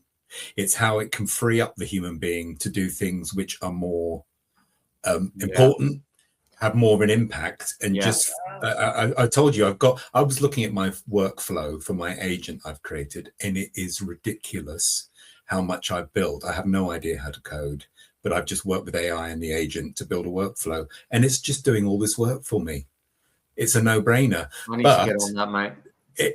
But the great thing is, can this AI agent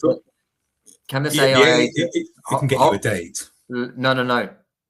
I was going to do a little cheeky plug there. Can this AI agent get people to subscribe to carrotlane.com? I'm just throwing that one out there. Yeah, I think that would be a really good idea. AI agent now. Simon, it's not me who needs the dating help, my friend. It's not me who needs it. I need the help. I need the help with the dating. It's your dates that ghost you. So maybe you do need an AI agent to maybe collaborate. I might even get my agent to go on the date for me. I might as well. Get them to have more success. Get them to vet. Yeah, to vet. But I was going to say one thing is that a really important thing for me that I'm noticing with this AI agent, I am not getting it.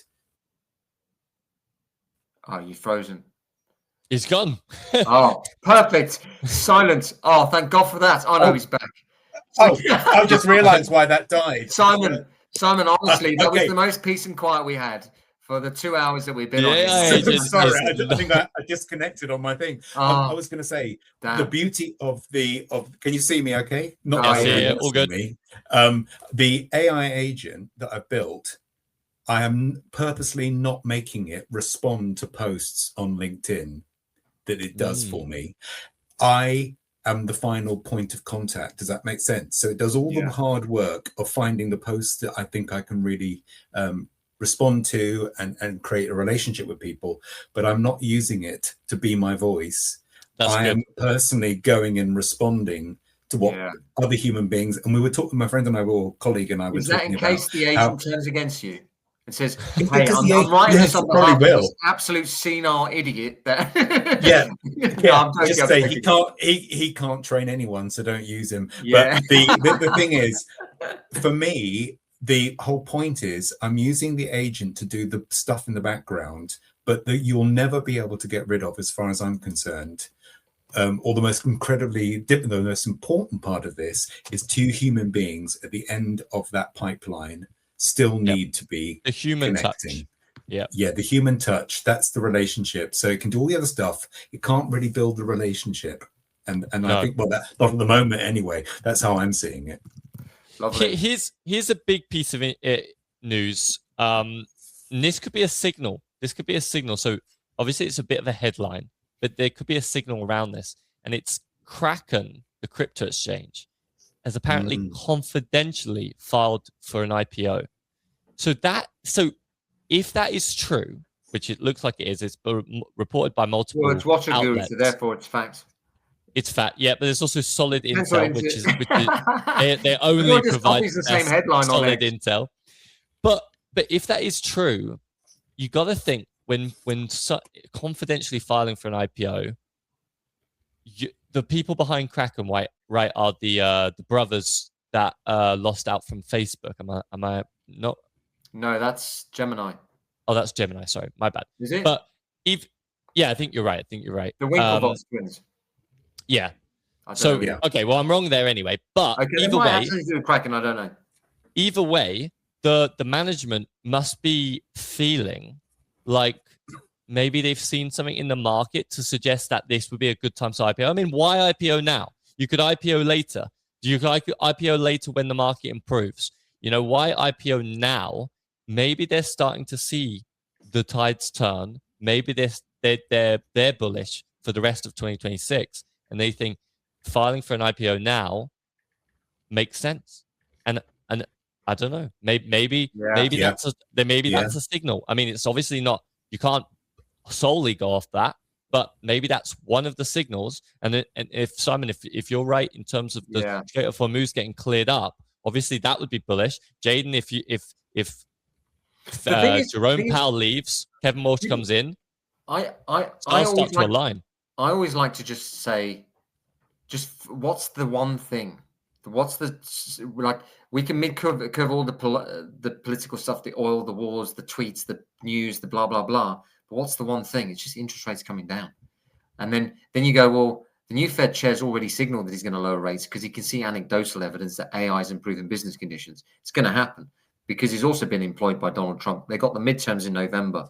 There's 50% of his voter base that hold crypto. If they're not up in crypto, they're not going to feel wealthier. Every sitting president since the beginning of time, even Obama and Biden and every single president has tried to stimulate the economy for people to feel wealthier ahead of an election so they get more votes. It's just the standard way. And then Scott Bessent, who's the Secretary of Treasury, if you read his investment stuff from Key Square Capital, he uses the liquidity cycle to invest. So he understands how this whole thing works, that actually when debts get refinanced, there's more money in the system and then interest rates come down.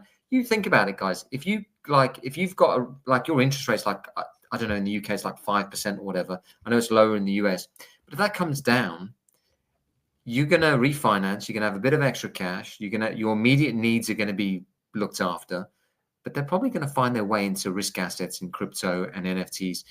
And just by first principles thinking there's more money in the system, there's more money to go after these assets. Guys, I want to, obviously we're just kind of coming towards the end here. This has been a really good live stream. Really enjoyed this. I actually really enjoyed catching up with you too. We end up just going off on a tangent. We have a framework that we follow, but we just fucking go in all different directions, which is really good. One of the themes that we wanted to do at the end of each of these live streams is have a Simon thought of the week. Usually me and Burr just sat here and he comes up with all these pearls of wisdom and we're in awe of it. And we thought, you know what, let's have it as a segment at the end of each of these live streams, and we can kind of give our 2 cents and leave you on that kind of final thought. So Simon, I'll hand it over to you, my friend. What is thought of the week? Thank you. And, you know, I'm no wise owl at all. I've just says it in like a Morgan Freeman. No, that's the thought of the week. I'm no wise owl. So it's just a thought came to me. You know the quote by Steve Jobs, which is the only way to get great work is to love what you do. The only way you can get great at the work you do is to love what you do. And I was thinking about this. I always say to my grown-up children, I don't care personally. Obviously, it's your life. You do what you want to do in terms of the work you do. But please love what you do, because it'll make such a difference. Don't measure your life by looking forward to the weekend. You know, that kind of thing. And I know sometimes it's not a choice. There's a choice matter there as well. But it doesn't have to be a job. It just means to be a passion, a hobby. And I looked looking at us three and how we came together through NFTs. And I was speaking to this guy I told you about the other day about AI, and I said, "Look at us, look at me and my age. I'm 61. We're having this conversation with each other, and we're getting gone for about 3 hours. We can't stop talking." And I said to him, "God, I don't have this conversation with many people around my age. Not that it's hugely ancient, but it is. It's on that curve." And he said, because people stop wanting to learn. People will not stop wanting to learn, but they sort of their lives start to just settle down into a kind of retirement mode. Sometimes, not always, of course. And so that passion to learn, to innovate, to create is the energy that you get regardless of your age. And it got me thinking about my father was a composer, and he was composing music up to the day he died as an elderly man. Wow. Okay. How old is he? And therefore he was in his mid 80s, and he smoked all his life. Really? So it's madness. But the thing is, therefore I saw him as a person, I saw him as my dad, but people saw him not really for his age. They saw him for his passion. Does that make sense? He never even contemplated the idea of retirement in the traditional way. I would never think about retirement. It doesn't really cross my mind, because it kind of psychologically that puts me into my own little pigeonhole. And what got me thinking about that was to not allow yourselves, and people are not doing it, and they're doing it brilliantly right now, that road less traveled. Don't put yourself into a pigeonhole. Don't tell yourself that you can have to be something at a certain time in your life, because my energy comes from the passion I have for things. And it kind of takes away the whole, I should be doing this and should be doing that at this age. And it means, look, we've got almost not 3 generations, but here, the 3 of us, but we're all connected by a passion for something. And I just wanted to say, when I was younger, I wish I had just done that earlier. And I want my children to have that same philosophy. Don't care what you do, care about what you do. Yeah. That's it. I love that. I love that. That is actually a very good thought for the week. I have got nothing to add to that, apart from my granddad is in a home at the moment, and he packed up and just finished when he was like 60. And he was in that same chair. He's now 89. So he's not been that active for the last 29 years, but he's enjoyed his life, and he's been happy. But I think just leaning into actually enjoying it, and then on the back end, because you do good work, I think it's spot on. That keeps you youthful as well. Like I bet the people, because I'm sure you've probably heard the Japanese sushi chef who's like, I think 90 years old, and he's got like this Michelin star restaurant, or no, it was a Netflix series where it was like 25 years he's been perfecting his craft, or maybe his whole life of perfecting his craft, making the perfect sushi. And that keeps you youthful. I think staying curious. I think what you were talking about, Simon, is people go onto autopilot. People go onto autopilot, and then they wake up 10 years later, or maybe they don't wake up at all. Most don't. But people wake up 10, 20 years later, and they think, well, what has happened there? Yeah. It's like us waiting for a bull run. It's like, well, just exactly. And you look up and you're like, hold on a second. We've been in NFTs for 5 years now. I'm just going to bring the audience in here a second. Bren says, you look much younger than 61, Simon. Thank you so much, Bren. I really appreciate that. It's that lighting he's got on his forehead. He looks like Benjamin. Tell that to my dates. No, they don't. Just want to thank Tay, who's also been on the show, for sharing the stream. And then David's just put in there, Simon, love what you do, golden nugget. Thank you. Which is a nice little thing to add. Folks, we're just going to wrap it up there. To the 246 of you that have joined us, really appreciate it. Also, you folks who are sharing the streams, does mean a lot. You can catch all of the recordings at carrotlane.com or the link in my bio, or each of our bios, or whatever. Put your email address in. You'll get the recording, and then also what you can do is you can actually listen to it in podcast form, because it cuts it up that way or whatever. So if ever you miss a live stream, you can always play catch up. I've thoroughly enjoyed this live with you guys. But until next week, we'll catch you then. Simon, thanks for joining. Burge, thanks for jumping on. Thank you to everyone. Really appreciate you guys. Take care. See you.